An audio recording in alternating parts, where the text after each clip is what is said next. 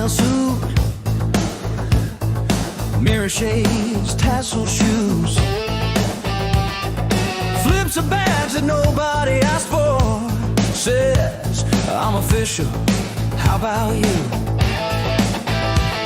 He parks on a red curb, double agent in his own mind, taking notes in invisible ink on enemies he can't find. Undergrounder, racing through a parking lot at noon. Undergrounder, slow-mo jump over a traffic cone. When the world goes quiet, he cranks up the danger in his head. Ketamine, booze, and Jesus jam his own. Imaginary kids get saved again.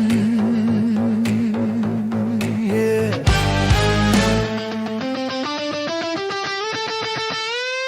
He whispers into a turned off mic. Copy that, we're going in.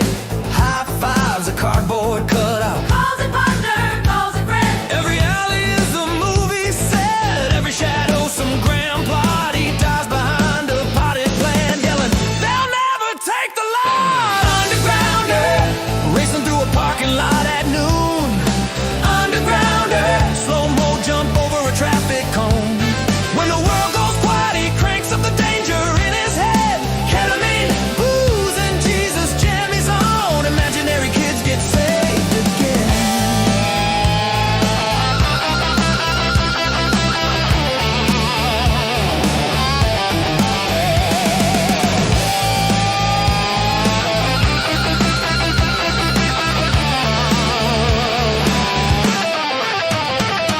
Spotlight on his living room floor. Counts cushions and the foreign shores. He salutes the empty air. Screams for the children everywhere.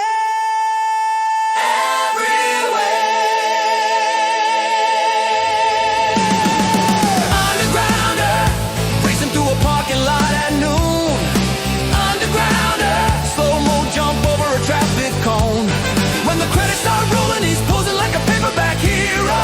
Ketamine, booze, and Jesus jam his arm, saving kids that total up to zero.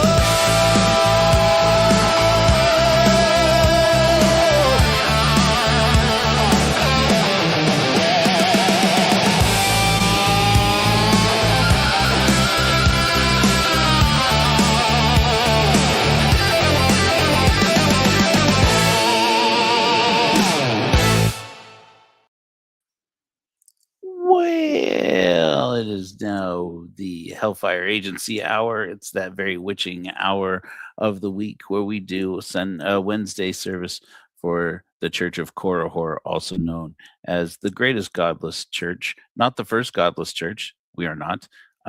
But we are just doing it better than the other ones. I'm sorry, Satanic Temple. I'm sorry, Divine, whatever. You guys had your moment. It's Korihor's moment. One mission of the Church of Korihor is this mission, Hellfire Agency. It's a true crime podcast where we learn and explore critical thinking. And one of our favorite ways to think critically is to be critical of Tim Ballard. Shall we get into it? We got a lot to cover today. If you don't know, Tim Ballard sometimes goes to Mexico. I do too. That's not criminal in and of itself. But today we get to see how that fits into the Epstein-Ballard matrix. Yes, I am aware, according to some people, this is not a matrix. It's a dot dispersion map or something. I don't care. We call it the matrix because we're beginning to believe. If you know, you know. Let me see if I can arrange these a little bit differently. When I'm in Virginia, my hair is very it's very, what's a polite word? My Jewish ancestry shows. I could easily be somebody that maybe I won't say. I could easily be a man from the Middle East. Can you see that? Can you see? This is a Middle Eastern man. My ancestors, we recently discovered in the last few years, some of my ancestors were Jews who escaped Europe to escape the Inquisition and fled to Mexico. So not only am I Mexican, but I am also apparently somewhat Jewish. So in any event, here's a look at the matrix and the humidity. The point is that the humidity brings out the curls in my hair. So I could fight with it, but I'm not going to. I'm just going to let it shine. If you look at this matrix, which you can clearly find at corahor.org/Epstein-Ballard, it's in the show notes here, so you can actually see it. You can see the associations between our two men of the hour here. That would be one Timothy Undergrounder Ballard and one Jeffrey Farr, 6 feet underground, hopefully Epstein. And we're looking for the mutual associations. That doesn't mean that anybody that you're seeing here is guilty of any wrongdoing or criminal action. I'm not suggesting that. All I'm suggesting is since we're getting an abundance of information from Jeffrey Epstein's network, frankly, a bunch more than we're getting about Tim Ballard's network, and one claims to be one of the greatest anti-traffickers of all time, while the other one lauded himself in small circles as one of the most notorious traffickers of all time. How many people did they actually run in mutual circles with? And it's pretty interesting. Quick review, as we have shown before. If you see in this map a scarlet circle or crimson circle with a crimson thread, that does not necessarily, again, that does not mean any criminal behavior is going on here. Basically, the interface on this matrix is designed to track people who are within 2 degrees of both Tim Ballard and Jeffrey Epstein.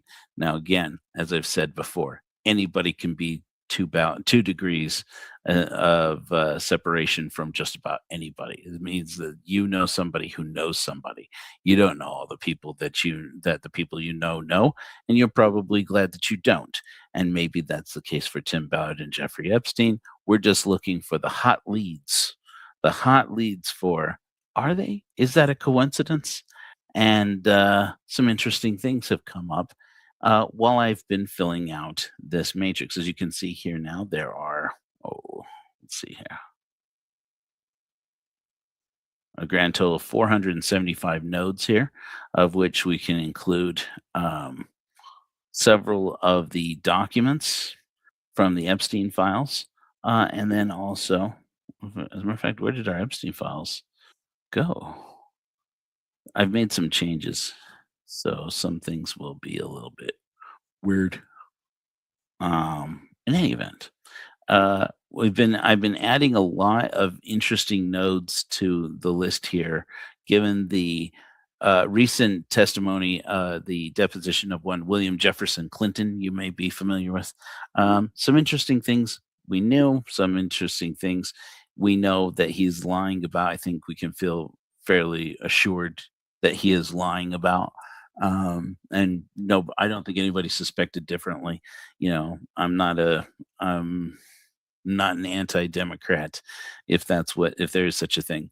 But this man's a pervert. He's proven it for several times over now, and I just don't believe him. Oh, I forgot to highlight this man right here. Don't want to miss him. Okay, as you can see, there is a new flagging feature on here. I'm pretty sure this should be per user. So if somebody tell me if you wind up going there, I don't know if you see my flags here uh, or if those are only visible to me. But I wanted to get a few things clear about what I discovered. So we're not going to get into the Clintons today. Still not sure that we have any very interesting information. Something about Evelyn Rothschild. I think maybe there's some pay dirt there. Don't know that Tim Ballard knows anybody from the Rothschilds.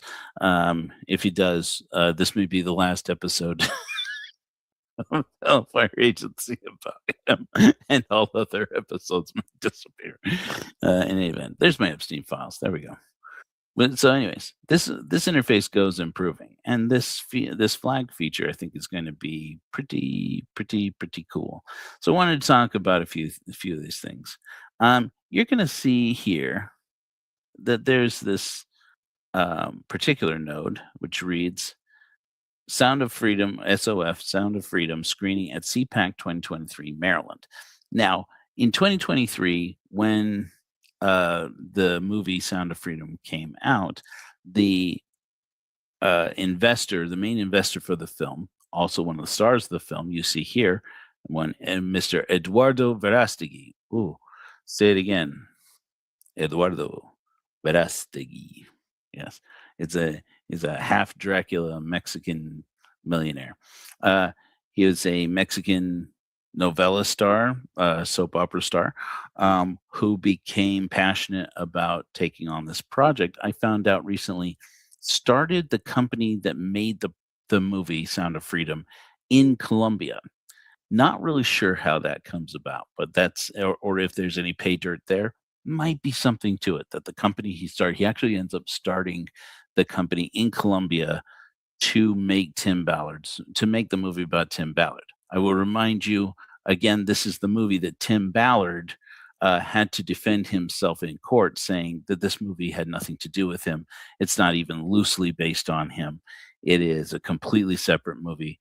That Tim Ballard in this movie is not Tim Ballard, and he had to do that so that he could convince Utah's Supreme Court that he did not defame Kelly Suarez, who is now in prison. I think for a crime she didn't commit.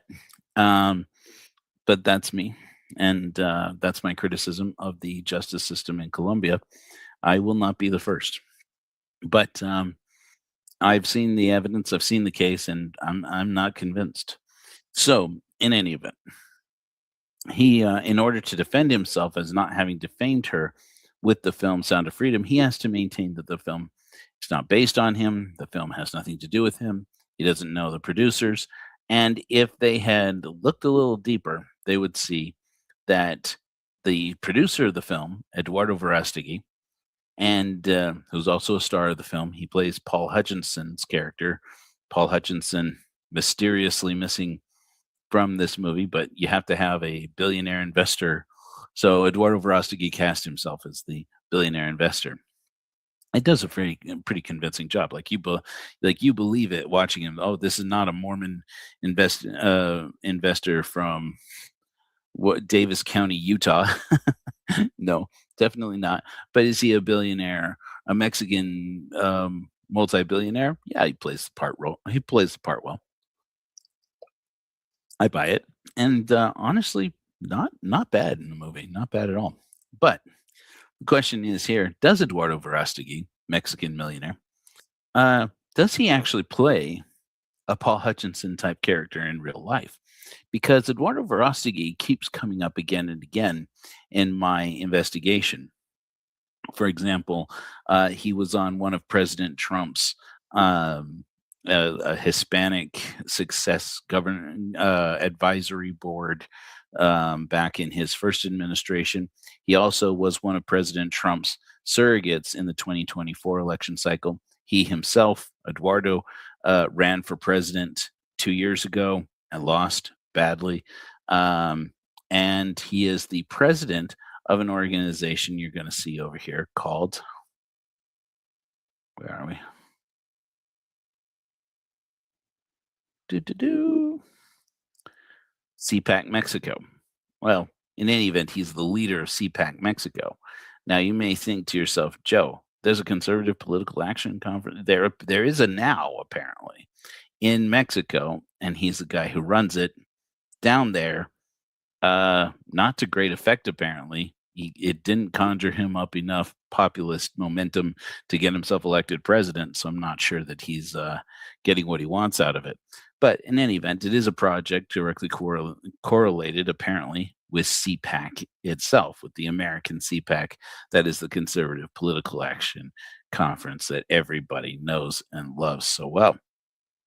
But at this film screening in Maryland in 2023, they show the movie, and all the usual players are there. So, for example, President Trump spoke at CPAC, as you would imagine he would. Also, several other key figures. And I wanted to show you a little bit about why what interested me about this today.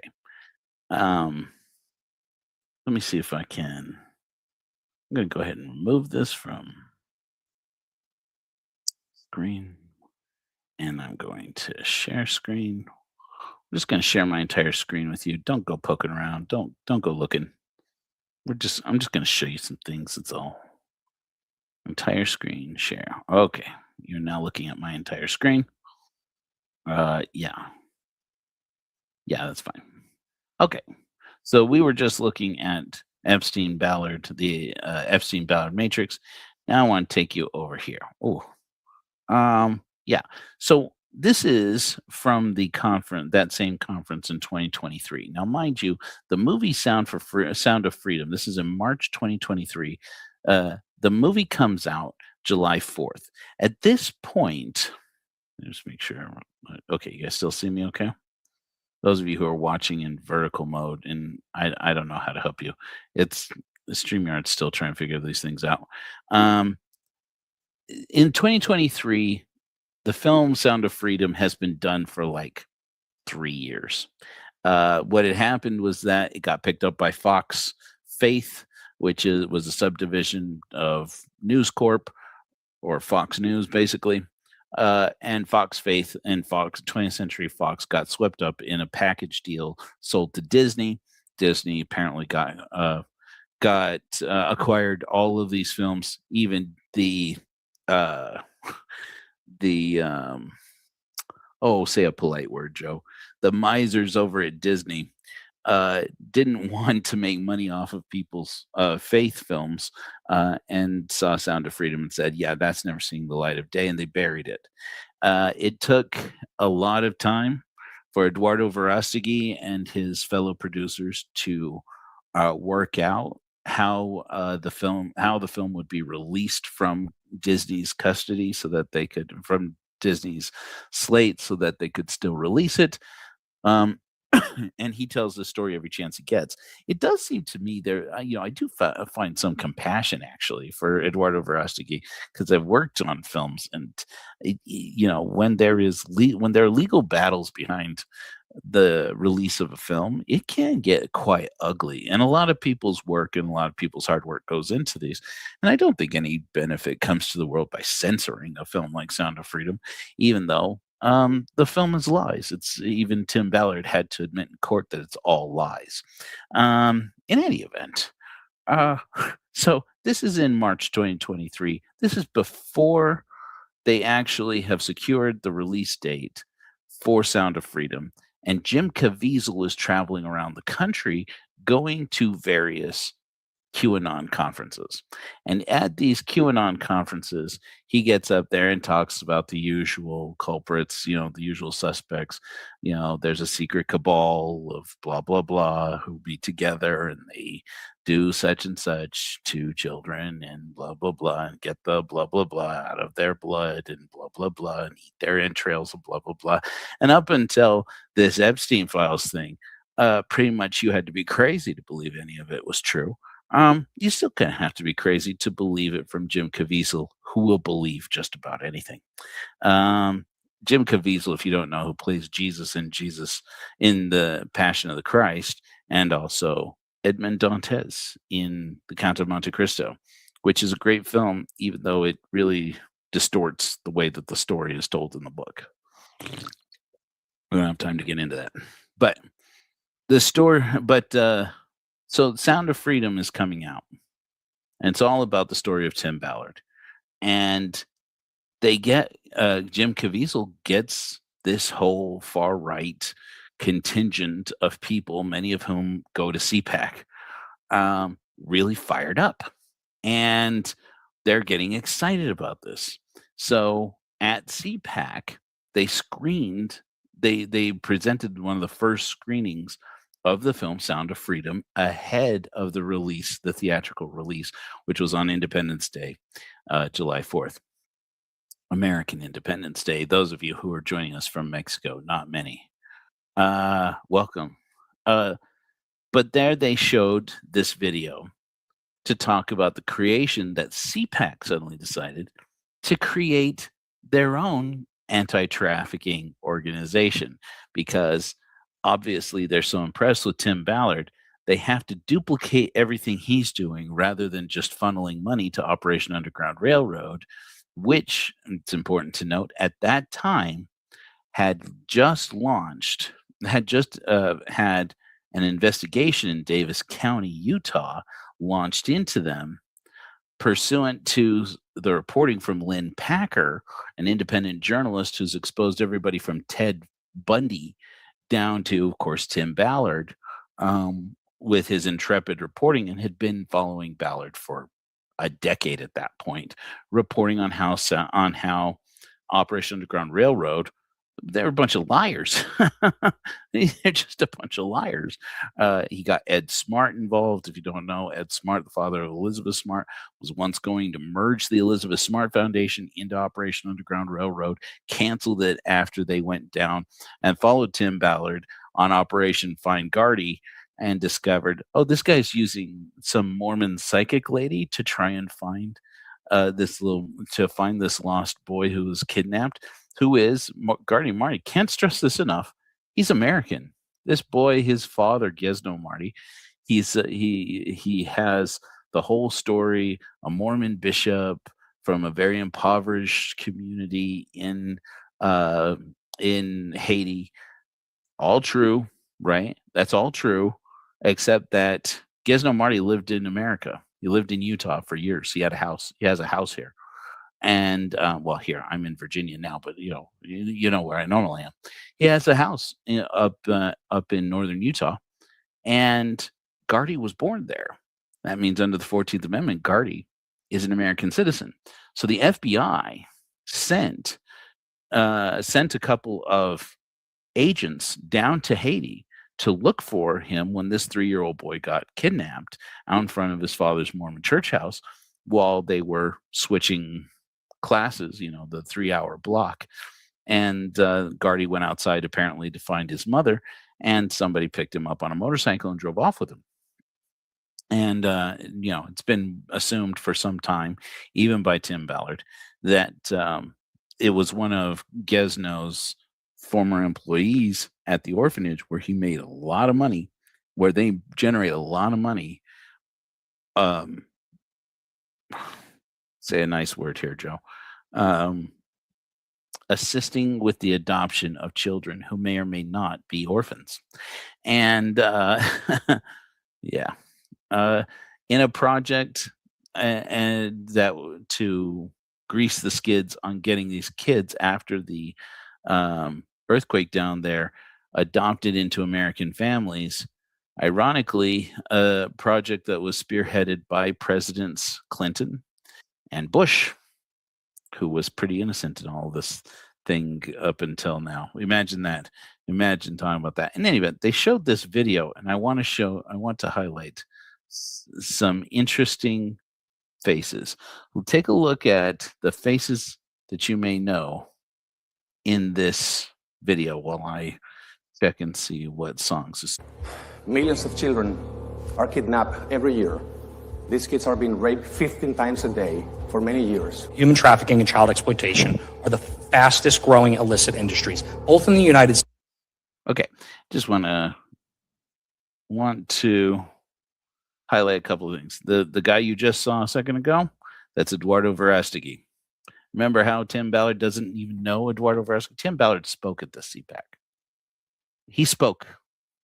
In a second, you'll see them in a panel. I believe in this video, you'll see them in a panel sitting next to each other. According to Tim Ballard, to CPAC, to the Utah Supreme Court, which apparently just bought it, he doesn't even know this guy. They don't even know each other. And even made the legal defense, you can't prove that I ever met this guy. There's photos of them sitting together on stage. For many years. Human trafficking and child exploitation are the... This is one of the interesting additions to the Epstein Ballard. You can see a guy's name is Frank Russo, also Frank W. Russo. He's one of the people I just pointed out a minute ago. I highlighted in here. You'll see him up over here. Sometimes it throws some of these notes like absurdly far out. I'm still working on all that. But in any event, Frank Russo is an attorney who is an associate general counsel for CPAC. This is one of his many jobs, apparently. He does legal work for the Conservative Political Action Conference, and he gets, you'll see in this video, he is actually speaking before Congress. This happens in September. So I guess the video came out afterwards. Fastest growing illicit industries, both in the United States and abroad. Cartels are making $33 million a week off human smuggling alone. Mexico being the largest seller, and unfortunately, the United States being the largest provider and buyer. Under this administration, they've lost track of 40,000 kids already. 40,000 kids, we don't know where they're at. Do I need to tell you about this guy? You guys can hear the audio okay?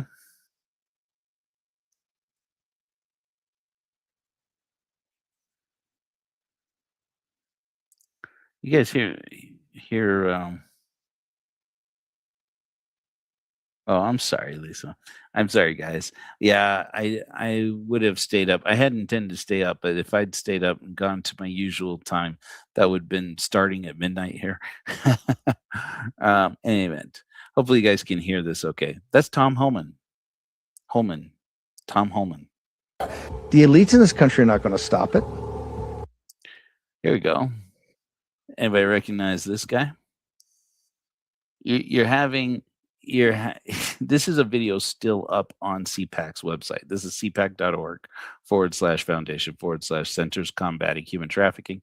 And they're featuring the crisis as highlighted by Steve Bannon, who would know. He's a regular Epstein Islander. If the elites in this country were going to stop it, they would have already stopped it. They would have already stopped it. I don't give a shit what anybody says. What's so crazy about this, right? So far, besides Tom Holman saying shit, is that they don't even realize the irony of cutting in closer to Steve Bannon's face when he talks about the elites. After we have read the text message conversations between him and Jeffrey Epstein, talking about going to Epstein's Island, talking about negotiating global politics with a certain sultan of Qatar, also with a certain former prime minister of Israel, also a current prime minister of Israel, also the current premier of the Russian Federation, president of the Russian Federation, also, all of these key figures and key players throughout the world are being negotiated between this trafficker and this man who jokes and openly doesn't joke about going to Epstein Island, going to Little St. James Island to talk to Jeffrey Epstein and interview him for documentaries and such. Oh, in between, talking about genetics and how it's not so controversial to talk about, supposed race science, about intelligence and the connection between intelligence and genetics. Stop it. They would have already stopped it. They would have already stopped it. I don't give a shit what. It's weird because now, like with that those conversations in mind, and you look at that sudden clip. How's it going, guys? Just checking in on you, making sure everybody can see me still. After everything we know, to see Steve Bannon, who is part of this promotional video promoting their centers combating human trafficking, he looks more guilty. What anybody says. Thousands of these children are very bad situations right now. We need to hold these people responsible. This entire trafficking of children can be stopped. What does it take? Something very simple. Political will, based upon human will. CPAC stands to end. Okay, that's not how simple it is. Anybody who tells you that combating human trafficking of any kind is simple is obviously lying to you. That should be the first clue. But in any event, moving on to this clip right here. Now, this is a very interesting clip. You see here three of the principles to be considered for who are controlling an organization that comes out of this CPAC 2023 as CPAC Mexico. And the central one is the guy in the middle here. I've already mentioned him before. That is Eduardo Verástegui. This person over here is Mercedes Schlapp. She's married to Matt Schlapp, runs CPAC. Matt Schlapp is an actual person's name. It's not just the sound that a conservative POS gets called if he gropes somebody on the train and they slap him on both cheeks. Matt Schlapp. And then you have a gentleman over here on the right. This gentleman over here on the right is also one of the principals for CPAC Mexico, if you will, one of the central personalities, as we'll get to talk about with this video over here. You'll see him. Well, I'll just show it to you here. You see these two men sitting together. Again, this is Eduardo Verástegui, and this is his friend Eduardo. Is Eduardo Bolsonaro, who is from that beautiful part of Mexico everybody knows and loves. If you think that everybody knows and loves and everybody's favorite part of Mexico is Cancun, no. Is it the sunny beaches of Acapulco? No. Is it Puerto Vallarta, where Tim Ballard claims to have saved more children from trafficking and has no way to prove it whatsoever? No. No, this gentleman, Mr. Bolsonaro, is from that favorite part of Mexico known to the world as Brazil. So you have three people who are really directing the future of CPAC Mexico, only one of whom is freaking Mexican. And he just happens to be the star and principal film fundraiser for Sound of Freedom, which is showing at CPAC in this conference, where they are also launching this organization.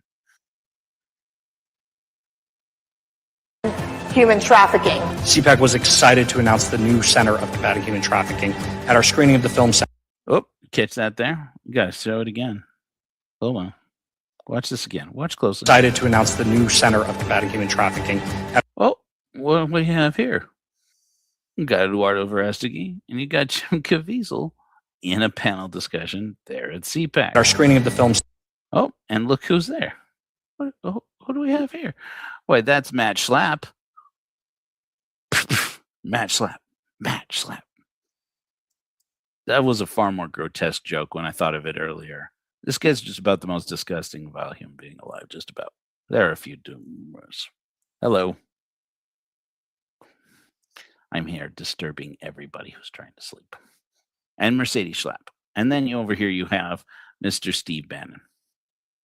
Same event, same organization. The guy who is making jokes about Epstein Island with Jeffrey Epstein while making actual plans to go there in multiple conversations where they also move the pieces of global power, at least shifting power between the U.S. and Israeli governments. The film Sound of Freedom earlier this year, and we then don't know that guy. Okay, then you have this guy. Remember again that I mentioned that Tim Ballard had to defend himself in court, saying he doesn't even know the guys who made this film, Sound of Freedom? Look who's sitting right here. I swear, I should be an attorney. Look at this guy. Look, he's sitting there, right there with them. This is not the last time they meet together and speak together at an event. In addition to this, as we've discussed before, they had another event where they did a screening at with Charlie Kirk's Turning Point Action down in Florida, not at Mar-a-Lago, but not far from. Then they did another one at Donald Trump's golf resort in Bedminster, New Jersey, and they've done other screenings together. And once again, these same usual players: Jim Caviezel, Eduardo Verástegui, and Timothy Ballard. And we then partnered with our friends in Mexico to hold an international summit here on Capitol Hill to focus on these very issues. Why are you doing it?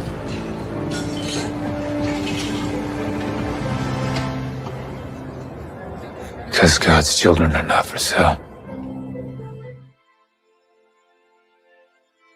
The irony being that they actually are. That's the whole point of the movie. If they aren't for sale, then there's no need for Operation Underground Railroad. And uh, yeah, point taken. There isn't. It's not because trafficking doesn't happen. Of course, it happens. It's just that people like Tim Ballard don't know how to combat it, and they show that every time that they go out there and do it exactly the way that all actual anti-trafficking organizations say, don't do that. You're creating demand where it doesn't have to exist.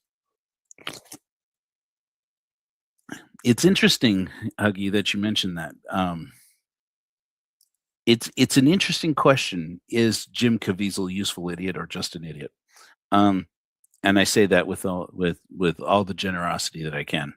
Jim Caviezel seems to me to be entirely sincere. He also is a very good actor. So I don't know. I mean, he may be just very good at pretending. Um, I don't like to think of acting as just pretending, but he could be just that good at it. Frankly, um, but when he had um, that interview with Steve Bannon that I showed, was this last week, I believe, and he explains Epstein Island to him. He explains the island in the movie Sound of Freedom with Epstein Island and comparing it with Epstein Island to a man who at that point had been to Epstein's Island, had been there. We now know has had old text message conversations about filming on Little St. James Island. And so, and the guilt on his face, and that is 4 years, 4 years before this film came out. Now they're sitting. You have Jim Caviezel on that stage. Steve Bannon apparently wandering around because, of course, Steve Bannon also spoke at that CPAC as he usually does at every CPAC. You have these players, and among them, you have bona fide Epstein Islanders. I want to talk to you about some of these interesting people. Now, you're going to notice, at least on Jeffrey Epstein here, that there is a special flag on his flag that says Epstein Files. So anybody you see here who does not have that Epstein Files, it means they haven't confirmed yet that they are actually in the Epstein Files. Chances are, if you see them up here, I have looked them up and they are clean as far as if you actually punch in their name, does their name come up? So far, Mel Gibson's not in there. Matt Schlapp isn't in there. Mercedes Schlapp isn't in there. So you can be pretty, we're looking for people who are mutual associations.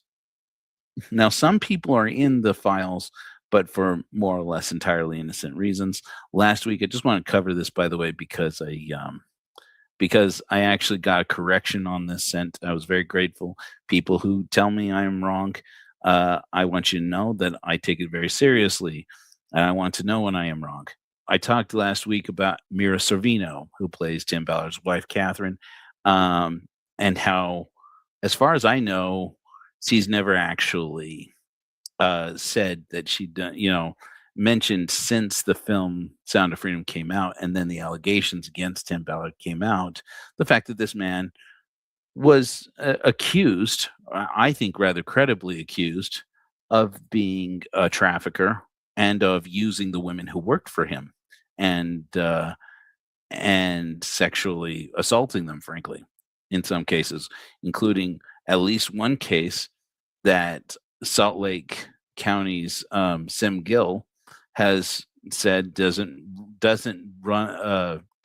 meet the standard of proof required to actually prosecute, even though they have Tim Ballard's semen on a dress, according to Celeste Boris, to have it on a skirt that belongs to her, and she has gotten confirmation that they did test it, and it is Tim Ballard's semen.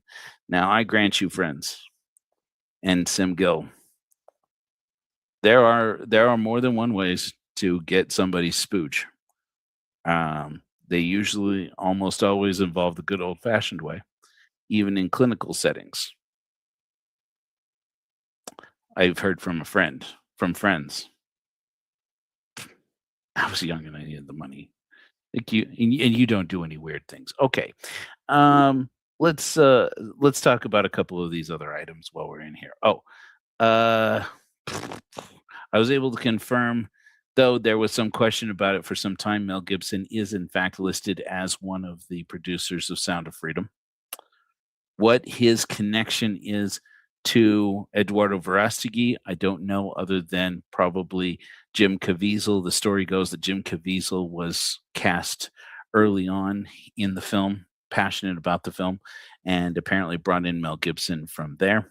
Mel Gibson, as you know, has been uh, outspoken since the 90s that trafficking of children has been happening this entire time. Um, are he and Jim Caviezel, did they influence each other? Did they radicalize each other? Who knows? But as strange events might turn out, they're both kind of vindicated now. And I was not prepared to live in that world. Some other characters that came up, though, that I had only briefly mentioned, I wanted to get another chance to talk about. Include, where did she go now? There's so many people now in the Matrix. Let's talk about one. Marla Q. Maples. That's not her middle name, middle initial. This is Marla Maples. Where are you, Marla Maples? Bada boop. Right over here.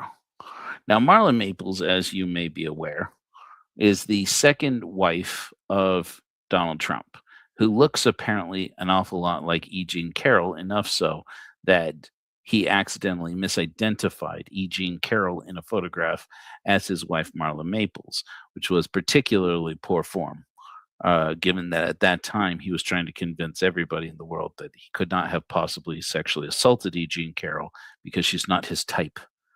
At least his marrying type, and we know what happens to those women. In any event, Marla Maples is connected to Donald Trump, who is connected to Tim Ballard. 2 degrees to Tim Ballard. Marla Maples was a flight guest in the 90s. Now, this is interesting because that actually came out of the. I remembered hearing that, but you hear things and then you hear things. And this is the second time, was when I was listening to the Bill Clinton deposition yesterday, and they happened to mention, a lot of people flew on Jeffrey Epstein's airplane Lolita Express in the 90s. They even refer to it as Lolita Express, and he looks at him and says, I don't know what that is. What are they talking about? What are they talking about? It's like, bullshit. Come on. I mean, maybe he is that dense. I mean, it was the president of the United States and one of the more particularly, powerful men in the history of the world. But okay, he doesn't know about the Lolita Express. Okay, fine. I suppose it's possible. I'm not buying it, but that's me personally. But that they mentioned that a lot of people are mentioned in flight logs and mentioned to have been flight guests of Jeffrey Epstein's in the 90s, according to President Clinton. He wasn't one of them. Of course, he was president of the United States. He had his own plane at the time. But he says he wasn't ever one of the guests back in the 90s. He didn't start flying with Jeffrey Epstein until the early 2000s, after he had left office. So, but Marla Maples was apparently on Jeffrey Epstein's airplane at some point in the 90s. And that we don't really know why that is. We do know that her marriage to Donald Trump ended in 1999, when, surprise, surprise, he cheated on her. At that point, though, she had cheated on him, allegedly, with the bodyguard he was paying. So it was a paid cuckold situation. Celebrities, they're just like us. Second wife of Donald Trump, and she was also one of the presenters of the 2025 Jerusalem prayer breakfast at Mar-a-Lago. That's another interesting node. Maybe we'll bring that up, in fact. can put the search over here. Jerusalem prayer breakfast. If you don't know about the Jerusalem prayer breakfast, it's a breakfast where people get together and pray for Jerusalem. Joe, why can't they pray for Jerusalem at home? They can. Little known fact. Anybody can. Why do they get together? Well, that's how the bribes get passed around. I mean, that's how uh, people of religious and socio-political influence can get together to worship together in humble abodes such as the Mar-a-Lago Resort. So at that Jerusalem prayer breakfast, Marla Maples, who is now no longer a soap opera star, but is actually a motivational speaker who travels the world. She lives kosher, apparently, eats kosher, but has not converted to Judaism, speaks in multiple places about the value of naturopathic healing, and apparently reconnected into Donald Trump's world on account of the fact that he appointed Robert F. Kennedy Jr. into his administration. Why should that matter? Well, Robert F. Kennedy Jr.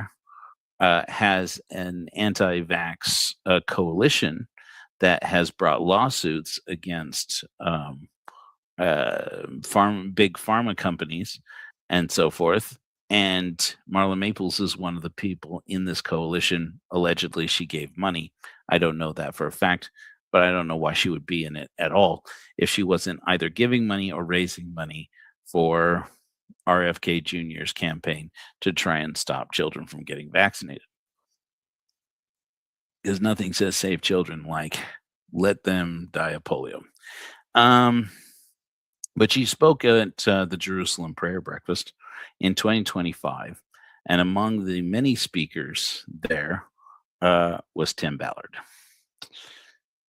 The tangled web we weave. You'll notice that she also has Epstein files on her flag because she is named in the Epstein files as one of the guests on his plane, the Lolita Express. She also should be of note to you because she is the mother of Tiffany Trump, which would mean nothing. Up until Tiffany Trump got married recently, congratulations, to a young man whose mother is Sarah Bolos. Sarah Bolos is the wife of a Lebanese billionaire named Masad Bolos. I don't even know that I have him in here yet. But she is. I'm sorry. No, she is the mother. Sarah Bolos is the wife of Masad Bolos, who is a Lebanese American billionaire. Their son, of course, is a billionaire, and so, of course, Tiffany Trump married him. Now, Sarah's husband is also a chief advisor, a Middle East relations and commerce advisor to Donald Trump in the White House. And once again, we have this tangled web goes a weaving. And apparently she and Marlon Maples, co-grandmothers to Tiffany's new baby. Congratulations again. They have taken off swimmingly in their mutual relationship, their mutual affection for each other, and both happen to be very closely tied in with the current administration. In fact, if you look this up, I wasn't going to do this here. I'll just do this real quickly. Don't judge me by anything you see on my screen here. Marla Maples selfie. If you look up Marla Maples selfie, he takes a lot of selfies, but you will often see interesting characters. Here she is with her daughter and grandbaby. Here she is on the streets. Not sure what the story is up with that. Blah, blah, blah. Let's see here. Apparently, it's not going to be so easy to find without actually putting it in there. So, selfie, Elon Musk. And look at that. Now, anybody sees Elon Musk, they could go up there and walk up and take a selfie with Elon Musk. I mean, that makes sense. People do that, right? Go up and walk up to celebrities, except that every person in here is a celebrity in some effect, including the man speaking right behind them was Eric Trump. As far as somebody correct me there, is that or is that not Eric Trump? Is this or is this not the ballroom at Mar-a-Lago? Yes, even that same ballroom that supposedly we're getting in the White House now because we're so lucky. A similar ballroom, but also the same one where, as Jack Smith just testified this last week, the president illegally stored sensitive and top secret and classified documents one that he made off with in the night. Same event here, allegedly. Look who we have here. Vivek Ramaswamy. I believe this man behind her is her current husband, Marla's current husband. Oh, and looky here. Here she is with RFK Jr. and that one woman from Curb Your Enthusiasm. You guys can still see all this, right? Oh yeah, that's RFK's wife, the living one. I mean, the one who happens to be alive, not the other one who is coincidentally not alive. And here she is with Tiffany and one Donald Jonicus Trump back in the 90s, while apparently cuckolding him. Then here with Eric Trump. That's strange. Here she is with. I don't know who this person is. Is that Sarah? No, that's not Sarah Boulez. In any event, so we'll stop with this. I don't repeat gossip. You have to listen up the first time. Big surprise. Oh, look, there she is with Tulsi Gabbard. Couldn't be more excited for our country, our health, and our future generations. It's strange. It feels strange to me. I don't like it. I don't like it. Who's bringing Bernie into it? I gotta look at this. I gotta look at that sometime. Here, I'll save it. So, oh, cool. Diamond Dave got the info on Tulsi Gabbard. I'd love to hear it. So, should we look some more at the Matrix while we get into this? Because I wanted to show you a couple of other things. Eduardo. Oh, okay. So the reason why this is interesting. So you have CPAC Mexico, and you have. Let me pull this back up.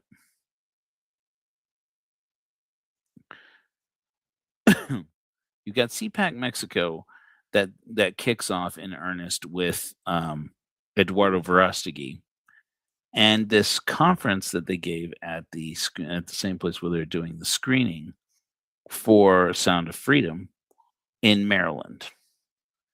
And that screening, while they're sitting there talking about it, he's sitting there with Bolsonaro, with the son of, I should point this out. Yeah. This young man, let me pull him up.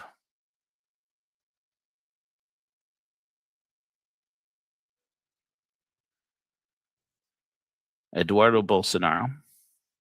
Where are you? It says you're there. And this guy's flag up. Didn't we find him up here? There he is. He's being covered up. So, Eduardo Bolsonaro. He also spoke at the Jerusalem prayer breakfast. Is that true? Also spoke at the Jerusalem prayer breakfast. I apparently discovered that earlier today. I didn't realize that. He is the son of Jair Bolsonaro. If you didn't know, was for some time the right-wing populist president of Brazil. He also is kind of like an attorney general there. He also is currently under investigation for basically intimidating people in the justice system in Brazil following his father's failed coup attempt and his father's legal troubles.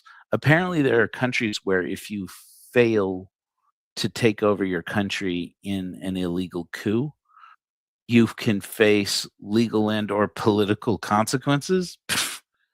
Kind of backwater you running, Brazil, especially if you are Jair or Jair Bolsonaro and are known for being this is so-called the Brazilian Trump, also for taking the endangered Amazon rainforest and or jungle and making it the basically irrecoverable Amazon.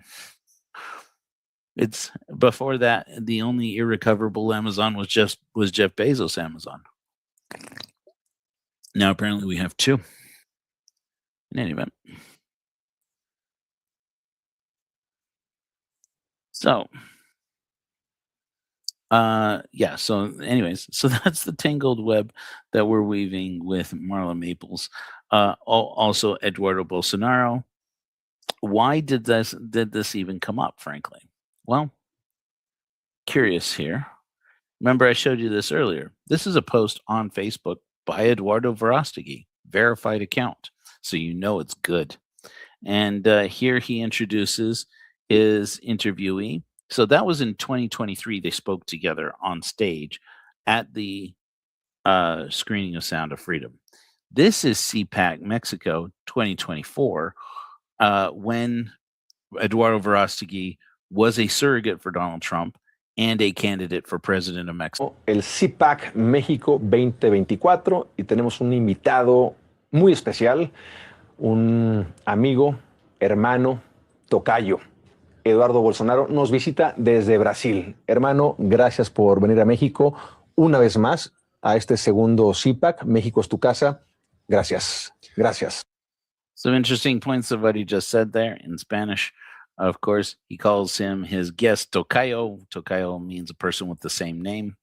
And he calls him, and he points out, he says, and this, the second conference of CPAC Mexico 2024. And he says, and he welcomes him. And this man responds to him in beautiful Spanish, which is not what they speak in Brazil. Gracias a usted, una satisfacción volver aquí de nuevo, la segunda vez por CPAC, la primera vez para surfear ahí en la costa de Guerrero, y me encanta siempre México, mucha conexión, muchas cosas que son iguales a Brasil, a empezar por las personas, buen humor, buena onda, siempre buenos momentos por aquí. Somos If you speak Portuguese, you can generally understand Spanish. If you speak Spanish, you can generally understand Portuguese. That does not mean you can speak them. This man speaks beautiful Spanish.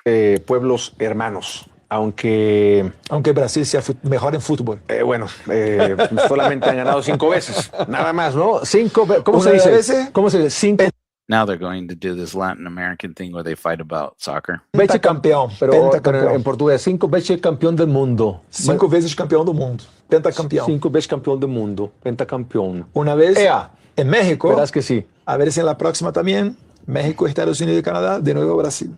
Vamos a ver, ya sería la sexta, ¿no? Bueno, vamos a ver, vamos a ver. Exacampeón. Pues somos pueblos This is a CPAC. This is CPAC Mexico. Let's sit down and let's talk about who's going to win the World Cup. hermanos, a pesar de que los gobiernos ahorita no son los correctos. Y yo te quiero hacer la siguiente pregunta, tocayo. Tu papá ganó la primera vez. Tu papá Now, here's the reason why I'm showing you this, okay? Because this isn't just filling time.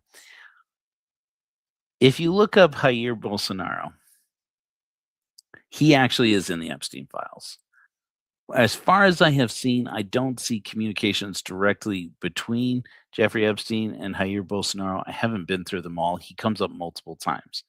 So far, the instances where he comes up are in emails forwarded to Jeffrey Epstein from Steve Bannon. Steve Bannon, we know from early on, back in the first Trump administration, was probably before, was actively working to get Bolsonaro elected in Brazil. And he fought by hook or by crook. He was going to get this man elected in Brazil. Eventually does. He in 2022, Bolsonaro was effectively being ousted after effectively destroying the Amazon to expand herd grazing so he can sell beef to the United States, only to find his favorite American right wing president then turn around and start buying America's beef from another part of Mexico they call Argentina, Oiche. Que mira, che. Que mira, bobo. This one's just for David Despain. The rest of you just tag along. This one's for David Despain. Que mira, bobo. Ve para allá, ve para allá, bobo. This part will be very Latino. Very, very Latinx. Papá ganó la segunda vez, pero se la robaron. Hicieron trampa, hubo fraude. A tu papá lo apuñalaron. Lo quieren. Okay, so here what he's just mentioned, just recapping, he says your father ran for president and won handily one term for president. Then when he went to run for president again, he was robbed. Sound familiar? This was in 2022 when he then staged a coup or attempted to stage a coup and didn't manage to do it and has since been completely enveloped in legal and political fallout. Quieren meter a la cárcel. A ti te están investigando, te quieren meter a la cárcel. Pero siguen luchando. And he says they've put your father in prison. Now he says even you, he's talking to the man himself, even you they want to put into prison because he attempted to allegedly Eduardo Bolsonaro attempted to intimidate people inside the justice system to try and protect his father legally and keep his father out of jail. ¿Por qué? ¿Por qué seguir luchando sabiendo? And he says, and yet your father keeps fighting and you keep fighting. Why do you keep fighting? Que este régimen, estos asquerosos zurdos globalistas quieren la cabeza de tu papá y la tuya.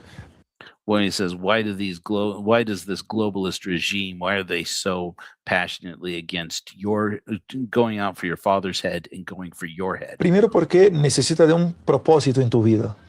Mira, nosotros tenemos muy cierto que la vida no es un mar de rosas, como hablé, no es tomar caipirinha en Jamaica. Las personas que buscan placer, las personas que buscan tranquilidad y como objetivo de vida, esto ya está errado. He says, well, first of all, you have to have a purpose in life. People who just want to kick back on the beach and drink, Mai Tais and have an easy life. They never really they're extremely erroneous in their choice. They're not finding purpose in life. Yo hablo incluso los hombres adentro de casa con su familia. ¿Quién se va a dar malo? Primeramente sos vos. Si entra un criminal en mi casa, yo agarro mi pistola, mi arma y me voy a mirar lo que está pasando. No es mi mujer. Si el navío está hundiendo en el mar. Just about the most patriarchal, toxic thing in the world.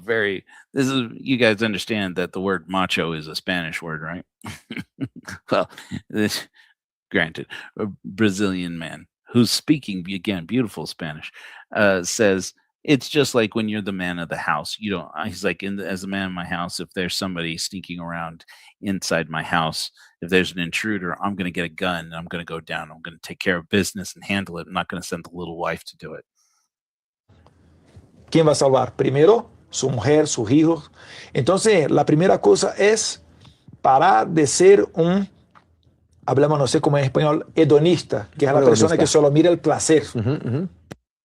He says, but that's the difference between people who are hedonists, people who seek only to maximize their pleasure, minimize their pain. Little philosophy there.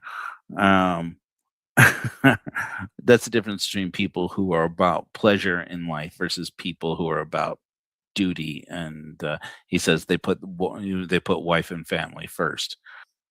It's a very interesting Interesting. Um, grandstand, frankly, is what it is. It's just that conservative grandstanding. Primer punto. Con esto en mente, la otra cosa que hablé, mira los ejemplos. Si sos cristiano, ¿cuál es el más grande ejemplo que tenés? Jesucristo. Jesucristo. ¿Cómo se fue su vida? Sufrimiento, luchando contra un sistema, torturado injustamente, muerto. El único hijo de Dios que envió a tierra, muerto, para salvar. Hedonista, que es la persona que solo mira el placer. Okay. Primer punto. Because we didn't have enough machismo going on in here. Speaking of not enough machismo, Diamond Dave, you want to up? I am happy to bring you on, sir. How do I? But catching you up there, he talks about the people who seek pleasure in life are always going to be like the people basically who crucified Christ. That is what he said there. Let me get my link here. Oh, hell's bells. I gotta stop sharing that screen. That's all right. We weren't getting much out of it anyway. I will put the link over here in the description. Anybody who wants to join, welcome to the Church of Korihor. Here is the StreamYard link. Those who want in, Diamond Dave, if you're still with me, I'd love to have you on. Tulsi Gabbard is an interesting case, though, isn't she? I mean, she keeps coming up again and again. And here's the strange thing. I liked Tulsi Gabbard once upon a time. I mean, she seemed the right kind of populist. She had the right kind of background. She'd served in intelligence, and then she started meeting with the Russians, and this left a lot of room for speculation that this one may not be on the up and up. Here to tell us about it more is our man Diamond Dave. Let's see, Diamond Dave. Let me see if I can get you up here. What's up, my friend? How have you been? What's up? Yeah, I got some fun stuff going on in my neck of the woods. But Tulsi Gabbard, how many of you know that she is tied to the Hindu nationalist paramilitary force known as the RSS in India? I want you to Google right now Tulsi Gabbard RSS India. I'm doing it. I don't normally take orders from strange men, but this is one of the ones I do. Yeah. RSS I'll do India. it too. Yeah. Oh, well, the photos are interesting. Yep. Maybe I'll bring them up. Let me see if I can share this. I'm going to share it without the audio turned on. Because it creates weird echoes sometimes. Oh yeah. But does this look familiar? Are you able to see there on screen? Yep. But like if you do like news or just like she's the princess of the RSS Hindutva, right? So Hindutva is Hindu nationalism, basically. And Are that's they- basically Are they connected to Modi? Because he's a yes, nationalist, right? Modi's Like- RSS. Yes. Okay. Yeah. Interesting. Well, yeah. So for those of you that don't know, if you were to look at like the RSS, it's a paramilitary force, and they recruit. Like I know a lot of people in the RSS, and I actually do agree with some of their lines. But yeah, like if But you they're just the go ones. through, Weren't they the ones who have been like saber rattling with Pakistan and so forth? I mean, basically. well, India in general does that. It's not just the RSS. When it comes to Pakistan, it's like India in general does that. Even the like Liberal Party, the Mhm. Congress Party, even they don't like Pakistan. Mhm. Sure. So that's yeah, it's just one of history's biggest blood feuds, So, but yeah, so she Interesting. has very strong ties to the RSS, and then Hindutva is like Hindu supremacy. So if you think of like white supremacism in the U.S., bring that to India, and you have Hindutva, where it's Hindu supremacy, and it looks pretty much the same. You can even like Google Hindutva, and you'll see a lot of people who are Hindu nationalists that will attack and kill Muslims, they'll attack and kill Christians, Things um, are like the people I know that I've on heard account. stories about the like they'll get on like especially in southern India, they'll get on the radio and accuse somebody of eating beef and the next thing you know, those people are Yeah. beaten to death in the streets basically. Yeah, yeah, well, I mean, that happens especially I was reading something in northern India where, somebody was walking down the street and they killed him because they thought he was a Muslim man that was smuggling cows. It turns out he was a Hindu man of the highest caste, the Brahmin caste, and yeah. So, That's not yeah, that's not what you love to hear, is it? that's kinda par for the course in many parts of India and, like, many parts of the world too. I mean, you can look at Africa or some parts of Asia and, you'll see I don't know too much about South America, but Oh, every yeah. part of the world yes, every part of the world has, like, an undesirable group that people gang up on. The majority will gang up on. But, yeah, so there is your fun fact. Tulsi Gabbard has ties with the RSS, and the reason why she was able to go to Russia is if you Google it, India's closest ally is Russia. Curious, because 'cause they're also our one of our best allies in the region, frankly, and even under Modi, which is interesting. There's a lot of Indian influence actually in the Trump administration. I mean, of course, you don't hate Yeah. to see people having, hopefully peaceable connections between governments. But this goes like the Indian American population really goes for Trump in a big way here in the US. Trump is like Modi. Trump is very much like Modi. Um, and, in some ways, he's what some Hindu nationalists want Modi to be, right? Because there are Hindu nationalists that are way more extreme than they already are, but they think that they should deal with, their enemies militarily like Trump does, Mm, mm. right? So I mean, people love the fact that Modi's like really high ranking in global leaders. He's like top 5 of the most respected world leaders because of his peace approach. And people respect him for that and what he's done for India. But also, people are like, hey, Pakistan's giving us problems. Let's just do what Trump does and nuke the shit out of them. You know? Right. Despite the fact that thankfully we haven't nuked anybody yet, Yeah. but then I don't know how far off you can say what we've done to Venezuela is, and who knows what remains for us with Iran. It's these are strange times we live in. Yeah, and I mean, like, it's interesting why Trump goes after like Venezuela and other countries. He goes after countries that are like, I think this is actually smart because he goes after countries where it's like a very big can of worms, right? Because on the one hand, what he did in Venezuela was like illegal, but on the other hand, Maduro does have cartel ties and has done things to his civilian population. And so Absolutely. so he can leverage that and be like, "Yeah, well, he's not a good guy, Well, I blah blah mean, blah." And I mean, it's a whole marketing thing. He can't go after like India or Mongolia or other countries because like nobody does anything to the US, right? And or nobody Israel. does anything that extreme or Israel. So it's like he wouldn't get anywhere if he were to try to do that. But with countries like Venezuela, with Cuba, anything that's like even trade with China, he can kind of have some leverage on. Yeah.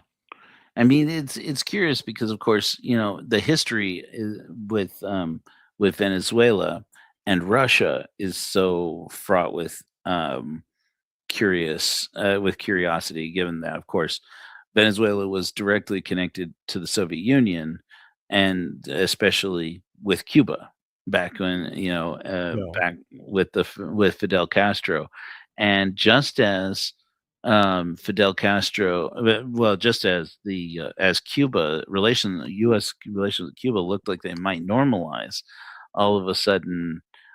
we got a new populist radical president who wants to who has effectively toppled Venezuela's government. And granted, Maduro was an asshole. That's a very Western propagandized opinion. I acknowledge that and Yeah. acknowledge my perspective on that.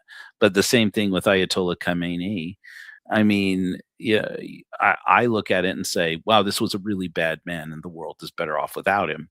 I don't think that the way that it was handled, in my personal opinion, was right. But Yeah.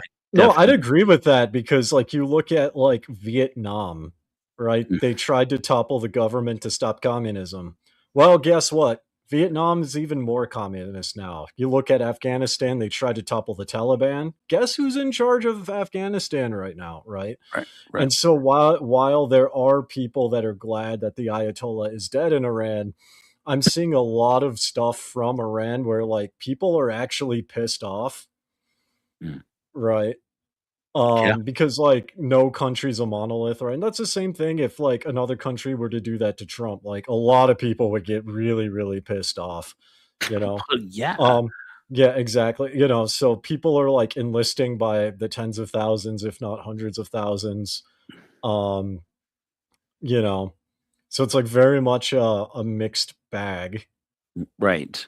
Do you think that are you suggesting that that this was planned to have generated that reaction, or it's an oversight to say, wow, finally this country is descending into a civil war, maybe that they needed, a revolution that they needed, and now all of a sudden they're going to start enlisting more people for the state I side. don't actually know, and the reason why I don't know, I'm not too familiar with Iran other than America America helped start the revolution that got the Ayatollah, like, in power in the first place, right? So, I mean, it's kind of America's fault that he's there, and then now it's almost like for me, it's like almost like a case of better the evil you know. Because when we look at other countries and nations building and who takes over after them, it's kinda like, I mean, Iran did a lot of saber rattling, but the Ayatollah didn't actually do anything. But Right. now that you go in and you start killing people, the guy that replaces him might seem normal, but then he might actually start doing something. So, I mean, who knows? Iran's kind of like the North Korea of the Middle East, I feel like. I feel like it's a big wild card. Mhm. And one that was very closely connected into the Kremlin. I mean, that it never goes without, I think, without mentioning, or shouldn't go without mentioning that Vladimir Putin plays both sides against the middle when it comes to Iran. He's close. He's doing arms deals with them, while also again sanctions, and while also working with while also drawing in close key members of the Israeli government. So you literally have Well, important that's people. kind of like geopolitics at play because I mean that's a lot what Modi does, and that's even like here in Mongolia, right? Like because of the third party policy here in Mongolia, as an example, like America's conceded like very friendly relations. We're Mm, also Mongolia is also very close to the Soviet Union, because it was Russia that helped gain its independence militarily, mm, right? And mhm, we're also very friendly with South Korea, and we just happen to be allies with North Korea too, like Korea as a whole, right? So it's very much like a neutral thing. hmm, Um, but yeah, every country, like many world powers like Russia and China, they want their like sphere of influence. mhm, So they'll play like both sides. And I mean, America does that too. Israel does that too. mhm, I don't necessarily fault Putin for doing that. I would argue that, like, if you look at the Russian history, what little I do know, like, Russia originally, like, Putin and others originally wanted to, like, be a part of Western world and commerce, but the Western world said no because they were communists. They were the Soviet Union, right? And Right. so that kind of slap across their face, you know, Yeah. had some long lasting effects. Yeah. Um, Do so you so now it's interesting. Do you think that anything well, let's talk about the Epstein files. I don't know how closely you're following the Epstein files and all of bits this. and pieces. I try not to because of how horrendous they are. And it's It like I is. have enough problems as it is. Like I can't invest into that at Mm, all. mhm. Well, it's interesting to see how Tulsi Gabbard is going to play in the aftermath of all of this. You know, she definitely is a power broker inside the system. So, I however, don't actually know if there is going to be a quote unquote aftermath, honestly. For two reasons. First of all, the concept of like being an armchair expert, right? None of us are lawyers to the best of my knowledge, and none of us are actually involved with law enforcement side of the Epstein files. So who the fuck knows what's actually going on with that, right? People think they know, but I mean, do we really? Right? And this is something that I brought up on the Latter Daily Digest with Gene Judson is with social media, we have about a 15-second like state of awareness, right? We have a 15-second attention span because we're so used to shorts and reels and ads, right? Well, the US government dumped 3 million redacted documents with zero context. So we're left to like sift through it. No human being can like properly process that amount of information, oh yeah, right? right. It's just not possible. Oh And yeah. so I've kind of been under the theory that, maybe it's possible the government dumped it just to shut people up, knowing full well that people are going to go ape shit over it and then just argue amongst themselves about it, but not actually do anything or push Mhm, for anything. mhm. And the second reason, and I think it was Pam Bondi that said it, was that if they start prosecuting, the US system would collapse. And that to me, that's like extremely telling because it's like, wait a minute, if the US system can collapse because of this, right? The Epstein files are horrific, but if you look globally, it's not new. It's been going on from the dawn of man in every country. You know what I mean? So Right. it's like But if the it's US system could collapse over this particular thing, how shaky is America as a whole? yeah, I really don't think that it can. I don't think that it can shake the institutions of power in the United States. I think that's more Pam Bondi foolishness, of which who knew we Well, needed more of that. But what's curious about it, of course, like you say, it happens all over the world. It has happened from the beginning, but this time it's ours, right? And we owe it to ourselves, I think, to at least ask the hard questions of whether or not they legally get away with it or oh politically yeah, get away sure, for with it. sure. And I agree with that part. Yeah, it's interesting. I just don't know if anything's actually gonna happen about it. Because I mean, when you have, people of that elite status and billions of dollars, that is massive incentives to like cover each other's back. Right. Because like even if you just look at your little thing here, and I joined, so I don't know all the who's who and who's all connected. Mm, But I mean, the point is that people are connected.